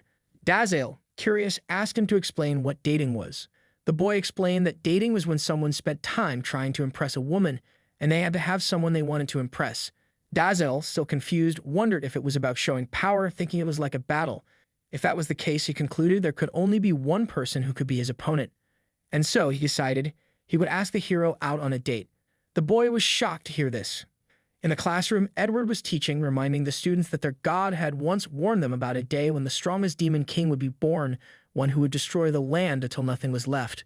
Smoke rose from Dronzer and Levirian, causing the other students to wonder about it. Dronzer, deep in thought, was planning to ask for a date, but he knew Sylvia would surely decline the challenge. He realized he had no choice but to make her indebted to him before he could ask her. Edward advised the class not to let their guards down. Before the class began, Dazel and Levirian had arrived early. Levirian mentioned this and told Dazel not to wait for the humans, but rather let them wait for him. Just as they were talking, Philo was seen lying there. He apologized, asking them to give him a few minutes. She assured them she wouldn't get involved in their game, but she had to finish her quest no matter what. Dazel wondered if this was what adventurers did. Levirian explained that since the church had opened the academy, most of the quests from the human kingdom guilds were now taken and managed by the academy, giving students the opportunity to work on them. Most students, Levirian added, did quests for that useless metal they called gold. Curious, Dazel took out a huge pile of gold coins in the classroom, which left Philo shocked. Levirian commented that the gold could give her some much-needed rest. Philo, still stunned, replied that there was so much gold they could even buy land with it. Just then, Sylvia approached Dazel, asking where he had gotten all that gold. She sweetly thought that he didn't have any, which was why he ended up in the commoner class. He explained that he had sold those rare purple gems to a man. Sylvia, shocked, asked how it was even possible, as the gems could only be found in the deepest part of the demon kingdom, and the man had been willing to give everything he had for them. Sylvia quickly realized that Dazel had given his classmate black market gold and demanded to know if he was trying to get him killed by the church. Dazel wondered why the church banned it. She replied that the weapons imbued with those gems were incredibly powerful, able to counter both dark and light magic, and the church didn't want such weapons around. He remarked that in the demon kingdom, kids used those gems to practice magic. The next day, Sylvia stood in front of the quest board, wondering if she should take a quest. Dazel, noticing her excitement, asked why she was so eager, as though she had never seen a quest board before. She asked what he meant, suggesting it might be his first time seeing one. He denied it, explaining that he didn't usually take quests, but as an adventurer in the past, he knew that other races had quest boards too. Sylvia was surprised. She had never heard about that part of his past. The church always depicted him as a sadistic and cruel king, and hearing about his normal past made him seem more human to her. Edward then called out to the students, instructing them to get outside. As the students gathered, Edward gave them a lecture, explaining that working on quests earned them points, which were used to determine their rank. This was also required for their promotion to D class. However, he noticed that some of them had never worked on a single quest since enrolling at the academy. He reassured them that they didn't need to worry, as in the next few days, first-year students would have the chance to work on their field assignments. He hoped they would make the best use of their time, and since it was their first time, he suggested they form a party to go on a quest together. Sylvia was shocked upon hearing this and wondered if she would really have to form a party with a demon king. It felt like a joke to her. Her first quest should have been a precious memory, but now she was being asked to babysit these two. She realized that if she left the academy grounds, she wouldn't be able to keep an eye on them, and who knew what trouble they could get into in town? That left her with no other choice but to agree. Reluctantly, she approached them and said to let's form a party. Levirian wondered aloud who would be interested, and Dazel responded to let's do it, but on one condition. Sylvia raised an eyebrow by asking what condition. Dazel smiled and asked if she wanted to accept my better invitation. Sylvia, remembering all the battles they had fought together in the past, agreed to his proposal. Dazel grinned happily, pleased that his attempt at calling a battle a date was understood. He was glad that the hero got it. Sylvia couldn't help but wonder why he was so excited. As they stepped out of the academy, Sylvia noticed Levirian was with them and remarked that she had guessed he wasn't going to join. Levirian responded with a playful smile, saying it was a silly question. He would forever be in the same party as his king. He then flew away, leaving Sylvia with little to say. Sylvia, thinking about their party composition, mentioned that they would need a healer from the priest class. Levirian, however, dismissed her assumption, stating that their regeneration skills didn't require a healer. Sylvia then brought up Renata, her friend, and said she would join their party as the healer. Levirian raised an eyebrow, suggesting that Renata would do more harm than good in the party. Sylvia shrugged, acknowledging that he had a point. As they walked, Philo suddenly approached them, calling for them to wait. He asked if he could join their party as well. After seeing that their quest was taking them to Mona's town, his hometown, he offered to help them along the way. Sylvia agreed, and Philo happily announced that he had already prepared supplies for their 3-day trip. Levirian, somewhat perplexed, wondered who had told them they were embarking on a trip. Before anyone could answer, Dazel used his powers to make them all disappear from their current location. They arrived in front of Mona's town, which left Philo in awe. She exclaimed how amazing it looked, but both she and Renata began feeling nauseous. They quickly found somewhere to relieve themselves. Dazel, amused, mentioned that it was his first time bringing ordinary humans along with his teleportation, and it turned out there were side effects, which he found fascinating. Sylvia scolded him, telling him not to do anything dangerous like that to her friends. Dazel shrugged and pointed out that he had brought her along and she was fine. Sylvia countered, saying that it was because she had trained herself to resist his magic. He then remarked that from now on he wouldn't take anyone with him except her. Sylvia wondered aloud who would want to go anywhere with him, and told him not to say things like that, as others might misinterpret it. Dazzle pondered her words, unsure if it was really such a big deal. Renata, still processing everything, wondered what had happened and who they truly were. She was curious about how they were able to perform such powerful magic. Laverian, in a dismissive tone, referred to her as the weak one, claiming she wasn't worthy of being acknowledged by Dazzle. In retaliation, Renata used an area healing spell on him, causing him pain. She asked if he was alright or if he wanted her to heal him further. Afterward, Laverian vomited, clearly unprepared for the effects of the spell. As they continued walking, Sylvia asked Dazzle how he knew about the location of Mana's town. He casually replied that he had visited the place some time ago. She mentioned that she had never heard of the Demon King visiting a human kingdom. Philo, impressed, turned to Sylvia and asked what kind of magic she had used to transport them in the blink of an eye. Laverian, irritated, scoffed at their assumption that Dazzle's skill was Sylvia's and asked if they even understood that ancient teleportation magic required meticulous calculations. Sylvia interrupted him with a smirk, firmly stating that it was her skill and asking Laverian to stop joking. The three of them continued ahead, while Sylvia stayed back with Dazzle. She told him that if he used any magic at all while they were working on the quest, she would go all out in their battle the next day. She then moved forward, leaving him to wonder if she was excited. He knew that a warrior like her would understand if he called it a battle rather than a date. He resolved to uphold his part of their agreement to the best of his ability. They soon encountered a man who thanked them for accepting his request. He explained that a large number of monsters were approaching their town, and the Lord's Knights didn't deal with smaller threats like these. Sylvia immediately pulled out a pen and paper, asking him to provide details about the types of monsters that usually came. When the old man mentioned giant rats, Dazzle, without her noticing, dealt with them swiftly by defeating them. Meanwhile, Sylvia continued writing the monsters' names, unaware of Dazzle's actions behind her. The same sequence unfolded with the grass arachnids and the red bats. After she finished writing the names of the monsters, she intended to leave it to them to handle the task. However, Dazzle casually mentioned that it was already done. Sylvia's anger flared as she asked why he kept ruining her exciting first quest experience. He calmly replied that he had helped her finish the quest. Sylvia, clearly upset, told him that it was unacceptable and that she would continue working on the quest regardless. She then summoned more monsters, but the old man intervened, telling her that it was enough and that there was no need to make them extinct. Feeling disheartened, Sylvia sighed and said that it felt pointless now. Excitement had vanished and it no longer felt like a quest. She bitterly realized how foolish she had been to think she could have a normal experience with him around. The old man, seeing her distress, reassured her that she had done a marvelous job and that they were truly grateful. He explained that it was rare to find adventurers willing to take on a quest with so little reward, and they sincerely thanked her for her efforts. Sylvia responded modestly, telling him not to mention it.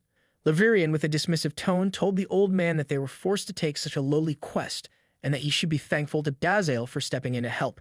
Sylvia, growing more irritated, punched Laverian and turned to the old man, explaining that it was their first quest, which was why they chose to do it. The old man nodded and mentioned that he had heard they were from the Holy Church's academy. He added that quests were typically divided between the city guilds and the academy. Sylvia replied that regardless of the division, they still had to go to the guild to officially complete the mission. Laverian suddenly stood up and knelt before Dazzle, asking for permission to contribute to the success of Dazzle's first Human Academy quest. Dazzle agreed and Sylvia was shocked by his request.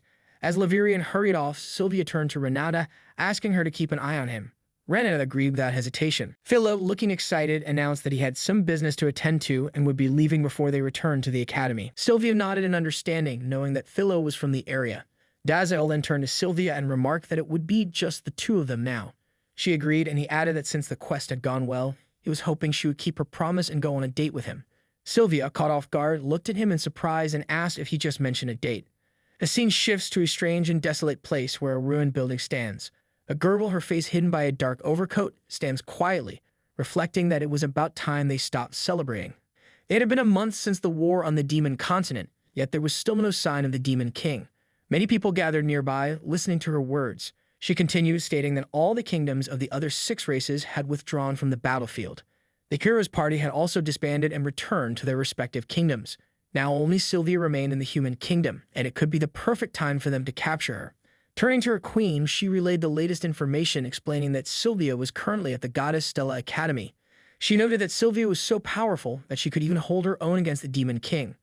While the hero's power had yet to fully awaken, facing the generals of the Demon Kingdom, who had already reached their full potential, was a more challenging task. This, she believed, was their opportunity. The queen, listening carefully, acknowledged that the girl was indeed strong enough to confront the hero at present. However, she advised caution in dealing with her. The queen then entrusted the task to 11. 11, standing at attention, agreed to the queen's command without hesitation. The scene shifts to the academy where Sticia tells Sylvia that it's already enough, but Sylvia glares at her, replying firmly that it's not enough. They were currently focused on healing Dazzle, Liverian, and Philo. Sylvia insists that the victim was on the verge of death, so they must do their best to heal him. She asks Sticia not to lose hope. Sticia responds, explaining that the situation wasn't unfolding as they hoped. Dazzle, his voice weak, calls out for Sylvia to come closer. She responds sternly that the dying shouldn't be talking. He asks why she hadn't come to their date the day before. Sylvia, taken aback, blushes at his words, and Sticia, misunderstanding the situation, looks between them in confusion. Sylvia's anger flares as she snaps, telling him that no one had agreed to go on a date with him. In frustration, she uses a light attack on him. Sticia, startled, intervenes, saying it was not a healing skill and urging Sylvia to stop and start again. Sylvia, unfazed, assures her that there's no need to worry. It wasn't a typical healing skill. It was the fire of purification, which was far more effective than regular healing magic. Even Renata could use it. Renata, indeed, was using level 7 healing magic, the Light of Clemency, to send Liverian fleeing into the sky in terror. He screamed for Dazzle as he struggled. After some time, Liverian collapsed onto the ground. Sticia, observing the situation, suggests that whatever issues were between Sylvia and Dazzle, she should listen to what Dazzle has to say first. Sticia was certain that their problems could be resolved with a calm conversation. Sylvia, feeling a mix of emotions, realizes that Sticia might be blindly idealizing the situation. The holiness of the priest-class students truly seemed to be on another level. Sylvia reluctantly agreed to talk, wondering how he could possibly think she wanted to go on a date with him. All he had done was ruin her highly anticipated first school experience since arriving at the academy. When Dazzle remarked that it seemed like she was enjoying herself, Sylvia immediately denied it. He reminded her that she had promised to go on a date with him, and he had agreed to be in the same party as her, helping her complete the quest. She had also agreed to battle alongside him. That was what a date was, he claimed. Sylvia, still confused, wondered aloud if that was really what a date was. Dazzle, in response, explained that a date was a time to impress someone, and there was no better way to do so than by showing superiority in battle. Shocked, Sylvia immediately told him that wasn't what a date was like at all. Sticia, watching the exchange, struggled to contain her laughter. Sylvia, trying to clarify, explained that a date was more about enjoying time together, walking around the city, eating together, and simply having fun. She admitted, somewhat sheepishly, that she'd never actually gone on a date herself. But she didn't think that was too strange. After all, she had always been focused on her duties. Sticia, with a playful smile, suggested that perhaps this could be a good opportunity for both of them to go on a date together. She believed they could learn a thing or two from the experience. Just as Sylvia was about to respond, a lady instructor arrived, cutting their conversation short. She declared that practice was over and commended the Exorcist class students for being able to use basic healing skills for first aid. Although some students seemed to prefer the advanced skills, it was important to keep in mind that healing magic was not perfect. Dazzle sensed something unusual and instructed Sylvia to be prepared to cast a barrier for the students, as something was about to happen. Shivansh was unsure of what Dazzle was referring to, but soon realized that his demon eyes had activated. Using his eyes, he scanned the city and discovered a group of people approaching the bridge. Among them was 11. She commanded the others to attack and capture Sylvia. Sylvia was left in shock upon seeing them. Everyone was shocked to see the girls, and then a sinister figure used her power to create an explosion that was massive. As the smoke cleared, she locked onto her target, Sylvia. Just as she was about to cast her magic, Dazzle intervened, using the soul prison to halt her. The girl was taken aback and wondered why her magic didn't pierce through, but instead it froze at her core. She was astonished at how a student from the academy could perform such a high-level skill. Meanwhile, Sticia, Renata, Sylvia, and all the other students were covered by a protective light spell. The villainess saw the hero and, in desperation, broke her magic to escape, fleeing into the distance.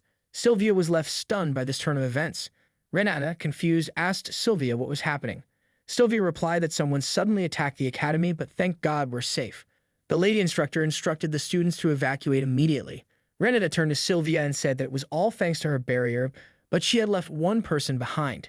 Sylvia looked around and realized she had forgotten Liverian, who was now injured. The building was on fire, and 11 had cast an enormous magic circle over the academy, trapping them all in a powerful barrier. As Sylvia realized it was a dark element barrier, Dazzle, who was preparing to leave, mentioned he was going. Sylvia rushed to stop him, demanding that he tell her which demon he had ordered to attack the academy. Angrily, she told him she couldn't let him go until he confessed. She attacked him, shouting that she knew the barrier and the attackers were all dark element skills. Only demons were capable of using such high-level dark magic. Levirian, enraged, stepped forward to protect Dazzle, shouting at Sylvia to get her hands off his king. Sylvia retorted that he didn't have the right to order her around.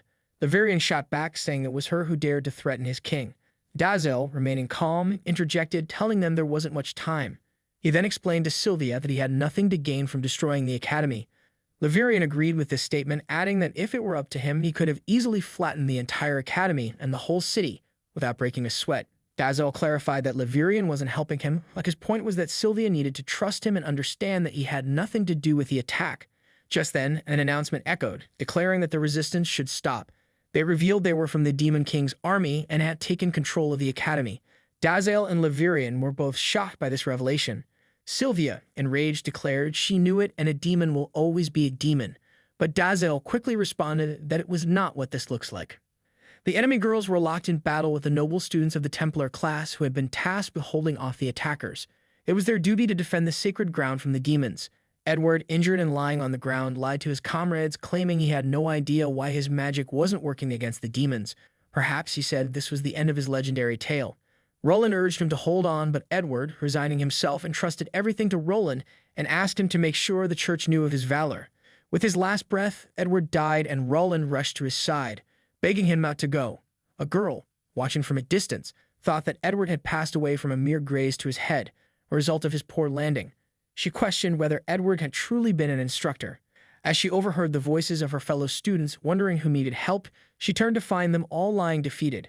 As the others spoke in despair, it became clear that they were being overwhelmed. The girl wondered who could be responsible for this. Then she noticed Dazzle moving at an astonishing speed behind her. Using her powers, she saw two individuals finishing off their troops with lightning speed, all while arguing with each other. She couldn't decide if they were heroes or monsters. Sylvia, furious, confronted Dazzle, shouting why he was still following her. He replied that he was helping her and pointed out that they didn't know if all of them were skilled in spell magic. She had no choice but to defeat them one by one using brute force, which would take time if done alone. The students of the Templar class began to retreat, calling out that the hero had saved them once again. Sylvia turned to Dazzle, incredulous, telling him how unbelievable he was. She accused him of not being able to use demonize or telepathy to contact his generals, yet now he was helping her. Enraged, she shouted at him to stop lying and get out of her way. Suddenly, Dazzle felt the overwhelming presence of holy power. Its pressure was immense. All the enemy girls were defeated, and Dazzle, with a hint of admiration, asked Sylvia if she was able to handle even the anomaly inside the barrier. As expected of a hero, he remarked. Sylvia wondered aloud who would do such a foolish thing and declared she wasn't a child. Nearby, a lady was listening to their conversation from her hiding spot. Suddenly, Yahello arrived, striking down the girls and sending them flying. The students from Dadar cheered him on, praising him for being among the best in the academy. They confidently said that Roland would surely acknowledge him as one of his subordinates. They urged Gale to defeat them all. Gale, humbly thanking them, replied, "It's nothing really," but it was his first time being praised by a human. He saw the light coming from Sylvia, and in a fit of anger, she grabbed Dazzle by the collar, demanding to know when he had allowed another general to enter the academy. Dazzle replied that it had been some time and explained that Gale, feeling bored, had requested that Dazzle enroll him.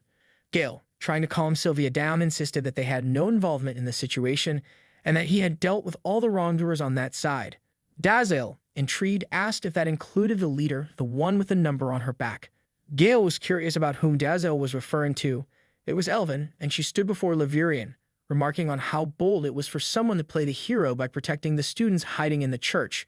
She admitted that she liked the youthful human voice because they always believed they could accomplish anything. Then she asked, "Shall we begin now?" Inside the building, Stacia and a few others were working urgently to heal a wounded. Stacia, with bandages in hand, marveled at the situation. She wondered, wasn't this a miracle? And ever since the evacuation, none of the enemies had been able to breach the church's defenses. Another person mentioned that it was the protection of the goddess and urged everyone to pray louder to Goddess Stella. Meanwhile, Levirian, visibly frustrated, stood outside, guarding them all. He seethed, thinking to himself that those humans had no idea he had defeated every enemy that had tried to break through. If it weren't for his king's orders, he would have handed these ungrateful wretches over to the enemy rather than protect them. He considered the possibility of doing just that once he had fulfilled his duties. After all, the order was only to protect them temporarily. Dazzle had never said anything about protecting them forever. Eleven, meanwhile, commented on Levirian's actions. She said he was playing the hero by guarding the students hiding in the church. and that was one of the reasons she liked the youthful human voice.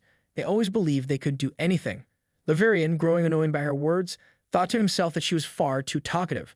Perhaps he should scare her a little. He used his power, attempting to intimidate her.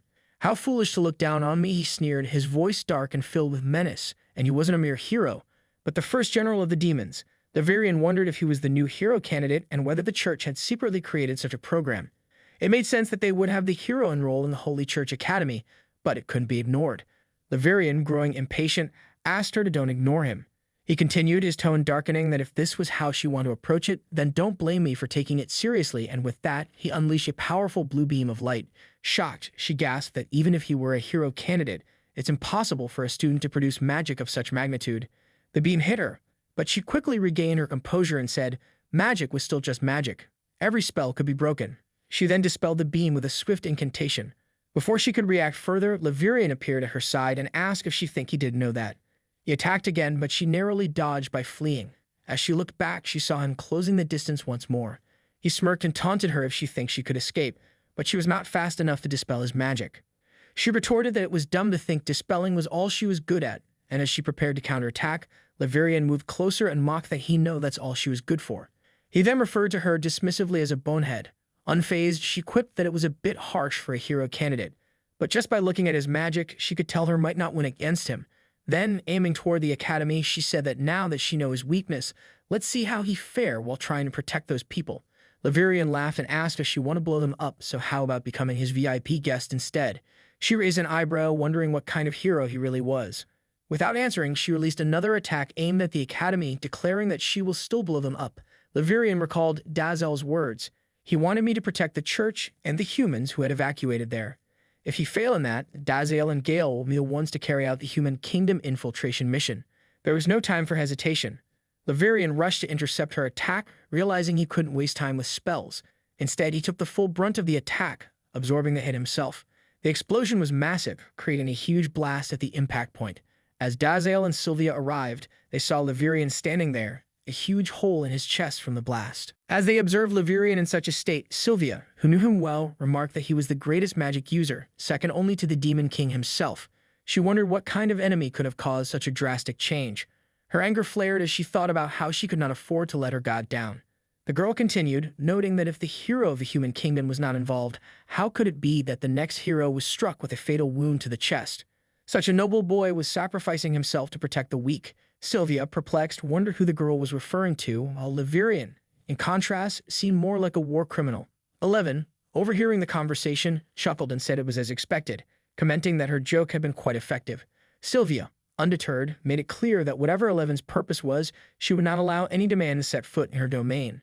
She thought about it for a moment, guessing that only a few specific demons could pose a real threat.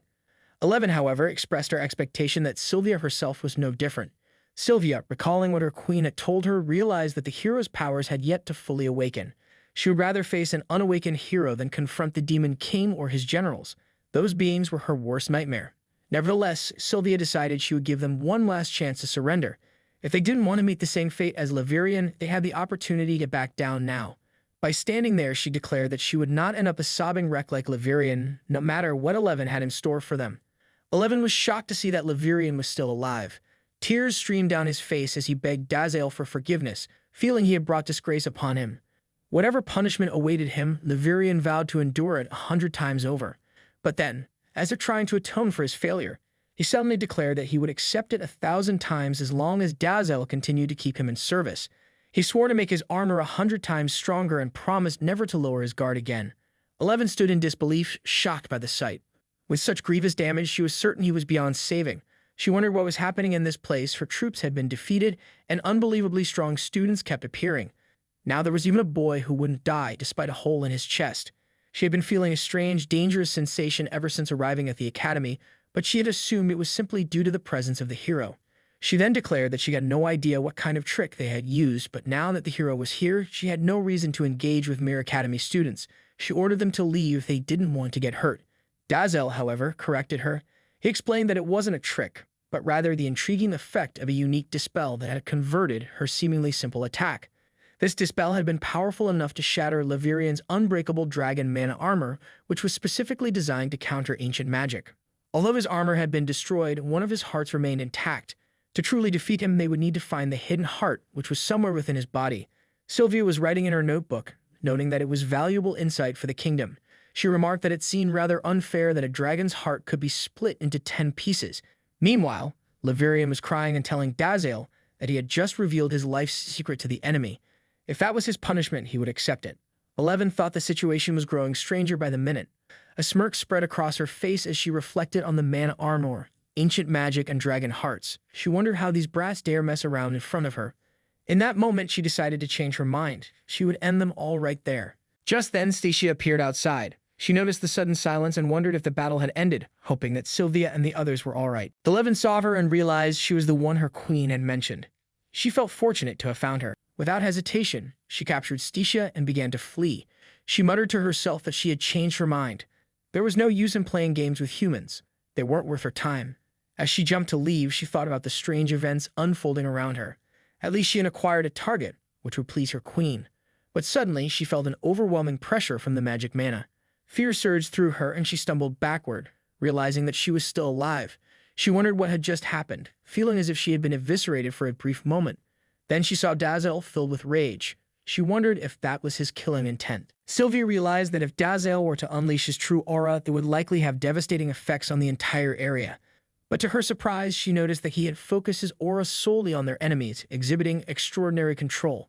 What amazed her even more was how effortless he seemed while doing it. She couldn't help but feel foolish for ever thinking she could protect everyone in the kingdom, knowing now that their survival depended entirely on his mercy. Levirian began to cry, exclaiming that at last, those mongrels would witness the true power of Dazael. Meanwhile, Dazael called out to Gale, who was busy defeating the other hostile women. Sylvia noticed someone in the group 11, wondering who Gale was. Without hesitation, Gale rushed forward and knelt before Dazael, asking if he had been summoned. He eagerly offered to eliminate the trash who dared defy Dazael. Sylvia, still caught up in her thoughts, wondered about the raging tempest she felt within herself. At that moment, Ranita arrived, concerned about Statia's well-being. Stacia expressed her gratitude to Sylvia for her assistance. As Ranita turned her attention to Gale, she studied him carefully and asked if he was the infamous demon general. Gale, with a slight smirk, confirmed it. Then, to everyone's astonishment, Levirian transformed into his demon form as well. He declared with pride that he too was at Dazael's service. With a confident sneer, he turned to Gale and announced that there was nothing Gale could do that he himself couldn't. Levirian then urged Dazael to give him orders as well. Renata, still puzzled, asked who Levirian was. Irritated by her ignorance, Levirian snapped that he was the first general, making it clear that his position and power were second only to Dazael. 11 was shocked to see both the first and second Demon King generals standing before her, and she began to sweat profusely.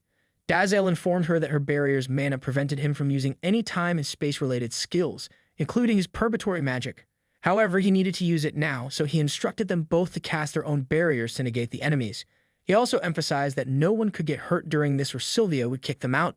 Both Levirian and Gale agreed, and Levirian told the humans to step back as they were obstructing his way. Upon hearing his voice, Renata immediately recognized it as Levirian's. Levirian asked if she had just realized that. Then he and Gale combined their power to cast a barrier, which surprised 11. She marveled at the high-quality magic, noticing it took an unorthodox shape. It seemed like a complex series of enhancement spells woven together. Levirian turned to Gale and sarcastically asked if he could even call it a barrier, claiming that even children could perform better than him. 11, still unsure, wondered if it was really just a barrier. Gale admitted that he wasn't particularly skilled at casting barriers. Levirian, feeling a sense of pride, teased Gale, calling him a fool for never practicing his magic, and wondered aloud how such a weak magician had managed to become a general. Finally, Dazael was free to attack 11 and observe how her unique dispel would work. 11, now deeply alarmed, realized that both generals were bowing at Dazael. This revelation only confirmed the intense killing intent she had felt. At that moment, someone told her not to worry. It was her turn now. 11 was overwhelmed by the situation. It felt insane to her, and she couldn't understand what everyone was doing there. She knew she could never defeat them, so her only option was to run. But her legs refused to move. Dazael used his power to strike at her, and she could feel the dense magic building up. She wondered how she could possibly nullify it, feeling deep regret for her queen. Just as the attack was about to hit, Sylvia intervened, causing the magic to collide with her barrier. She glared at Dazael and asked who had given him permission to rampage, especially by throwing a deadly beam inside the academy. She warned him that if anyone got hurt because of him, she would make sure he was expelled, and he would have no chance to learn anything there. Dazael calmly told her not to interfere. Levirian, enraged, turned to Sylvia, demanding to know how she dared to strike at his king from behind. Dazzle reassured him that it was fine and that he would use his bare fists instead of magic. Sylvia, seething, muttered that she had thought the enemy was already finished. Suddenly, a woman appeared, and for a moment, Sylvia believed that Dazzle was about to deliver a fatal blow. She wondered who the woman was as her entire aura had shifted. As she studied the newcomer, Sylvia realized that the woman wasn't a demon. Her ears were unlike anything Sylvia had ever seen, and she couldn't place her race. Stesia spoke up, explaining that the woman was a Nephilim. Sylvia, stunned, recalled the ancient race of half-human, half-angel beings, wondering aloud if they hadn't already gone extinct. The woman revealed that Dazzle had planted a remarkable time and space spell on his body, capable of reversing any damage done to it. She guessed that her child no longer had a chance of hiding their identities. If the demon lord was willing to go as far as killing and resurrecting someone repeatedly, and even torturing her to extract information, then their situation was dire. Sylvia thought about Dazzle's true intentions. She realized that instead of simply defeating the enemy, he seemed more interested in provoking her innocence, perhaps to test her. The realization filled her with shame for ever accusing him, and she considered apologizing later, feeling it was something she had to do. Dazzle, however, reflected on his actions. He had used the repeated deaths and resurrections to gauge the limits of her strange dispel ability. It had been a long time since he had been interested in anyone's skills beyond the hero's mysterious love power. He then called out to Levirian, asking if he had analyzed the dispel skill in the most detailed manner. Levirian confirmed, stating that as long as he could cast his spell directly on her body, he would be able to do so. All he had to do was capture her alive. The woman, hearing this, muttered that at least Dazzle was showing some concern. Then, in an instant, she disappeared, followed by a massive blast. The woman thought she had been disintegrated before her attack even landed. Her body was gradually vanishing. But then she staggered back, realizing that the speed at which Dazzle activated his time and space magic was beyond comprehension. She couldn't understand how he kept activating it without even moving a muscle. Levirian explained that Dazzle's power was immense, even in his normal state. His magical aura was so potent that it was untouchable by everyone except the hero and destructive to all his enemies. None of them would survive his wrath. In response, Sylvia launched a blast at Levirian's face, furiously calling him stupid. She demanded to know which part of not using magic he didn't understand. She warned him that if he did it again, she was done letting him have his way. Dazzle, unfazed, thought to himself that if he reduced his magic to just 0.001%, it would be safe. He then turned his attention to the girl, asking her about the counterattack. As he punched, Sylvia cried out in confusion, questioning what he was doing. Levirian, however, expressed his admiration for Dazzle, acknowledging the precision of his actions. Despite that, the sheer magnitude of Dazzle's power was so overwhelming that all the students were packed into the barrier for protection. One boy, feeling the pressure, thought that keeping the barrier intact might be even more dangerous than letting it break. Suddenly, a massive blast erupted, shattering the barrier and sending it spiraling toward the mountains. Lucia stood firm, determined to protect the lady, insisting that it was her duty as a member of the hero party. She couldn't allow the saint to fight alone. Knights appeared, urging Lucia to stop. They acknowledged that she might be the strongest paladin in the kingdom, but even the combined forces of the mages and knights had been unable to scratch the unique barrier the demon lady had put up. Lucia replied that she knew the challenge, but just then, they all witnessed a massive blast strike the barrier, shattering it entirely. Sylvia commented on the destruction of the academy grounds. As the demon lady fell, Levirian remarked that despite taking a direct hit from the hero's holy fire, his side of the barrier had withstood the attack much better than hers. Renata, watching the scene unfold, thought to herself that Levirian certainly had a lot to say. Dazzle descended from the sky, declaring that it was all over.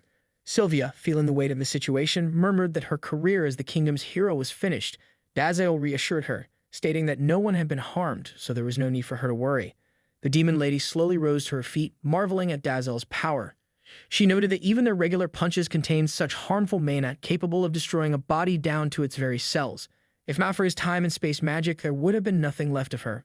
She admitted that she truly hadn't stood a chance against him. As her clothes were completely burned off, Renata, with a somber expression, closed her eyes, her gaze falling on Levirian. The lady, her voice weak but resolute, whispered that she had bought enough time. Dazzle wondered what the demon lady had meant by her last words. Lucia approached Sylvia, asking if she was okay. Sylvia, still taking in the situation, noticed the royal guards arriving swiftly and wondered how they had gotten there so fast. She then instructed the others to blend in and act as students. Dazzle, Levirian, and Gale reverted to their normal appearances. Lucia, still trying to understand, asked about the situation and if Sylvia had managed to apprehend the perpetrators. Sylvia nodded, confirming that she was currently helping the students. Dazzle then approached, acting unusually formal, thanking the hero for saving him. Sylvia found his tone unsettling, feeling that his words didn't sound natural at all. Laverian, clearly frustrated, kicked Gale and remarked that while Gale might be a weak human, he was still better than him. Sylvia thought to herself that Laverian wasn't even trying to hide his irritation. Renata and Laverian then excused themselves, heading off to assist the others. Lucia, using her eye power, immediately shouted the name of the Demon King. She then rushed toward Laverian, accusing him of thinking his perfect disguise could fool her eyes. She sensed the dark, malicious aura that only a demon could possess and declared that he dared not stand so close to Sylvia. Sylvia, reflecting on the situation, realized it wasn't their poor acting that had given them away. Laverian, with a smirk, explained to Lucia that she was intentionally targeting him, even while shouting the name of the Demon King. He wasn't surprised. He was there to defend his king. Lucia, undeterred, replied that only the wise truly understood their own power. She believed that the only one who stood a chance against the Demon King was the hero, so she had aimed for the weakest link. Laverian, with a raised eyebrow, asked that whom she called the weakest. Lucia pointed at him, declaring that he was the demon who could only use magic. Laverian, unfazed, responded that such an assumption was a mistake. As the first general, his strength went beyond just magic. He advised her to target Gale instead, as he was the weakest among them. He then wondered what kind of human would prefer to fight a demon with the strongest physique rather than one with magical power. Suddenly, a powerful beam of light shot toward them. Sylvia quickly invoked the Sanctuary of Light to counter the attack with her own. She wasn't able to fully neutralize it. The beam split her blood in its wake. Dazzle, observing the clash, marveled at the sheer intensity of the magic. He realized it was so powerful that he hadn't noticed it earlier. However, Sylvia had sensed it, and he couldn't help but wonder how she had been able to detect it. The other students watched in confusion, unsure of what was happening. Lucia called out to Sylvia, and Renata informed her that Sylvia was barely able to hold her ground. Lucia, still puzzled, wondered where the attack had come from. She hadn't sensed any malicious intent in the area and immediately ordered the guards to search for the caster. Gale, observing the scene, was surprised that the king hadn't seen the attack coming. Laverian, with a hint of understanding, explained that it must have been part of Dazzle's strategy to weaken the hero and attack her at her most vulnerable. Just then, Dazzle teleported near Sylvia, and Laverian remarked that Dazzle was about to act, offering his full support. Sylvia, struggling to stay upright, realized that Dazzle must have recognized she couldn't move or defend herself in her current state. If he'd intended to end her life, she asked him to spare everyone else, certain that he could do so. Dazzle, however, hesitated. He admitted that he wasn't there to end her, but rather to observe her magic more closely. He needed to understand how it worked. To her confusion, Dazzle took both of her hands in his, and she instinctively asked him to stop. Ignoring her protests, he held her hands firmly, using his power to generate a surge of lightning. Laverian, watching the scene unfold, remarked that this could be the end of the human kingdom. Lucia, however, urged him to watch carefully. Sylvia, still unsure of Dazzle's intentions, asked what he was doing. Dazzle replied that he was simply using the safest way to repel the attack. Through their previous body swap experience, he had begun to understand the way her magic worked. With this knowledge, he had come up with the idea of sensing their magical flows to create a single, unified magical skill.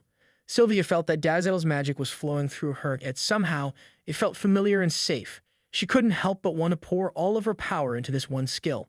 Together, they used their combined power to create a barrier that stopped the incoming beam of light.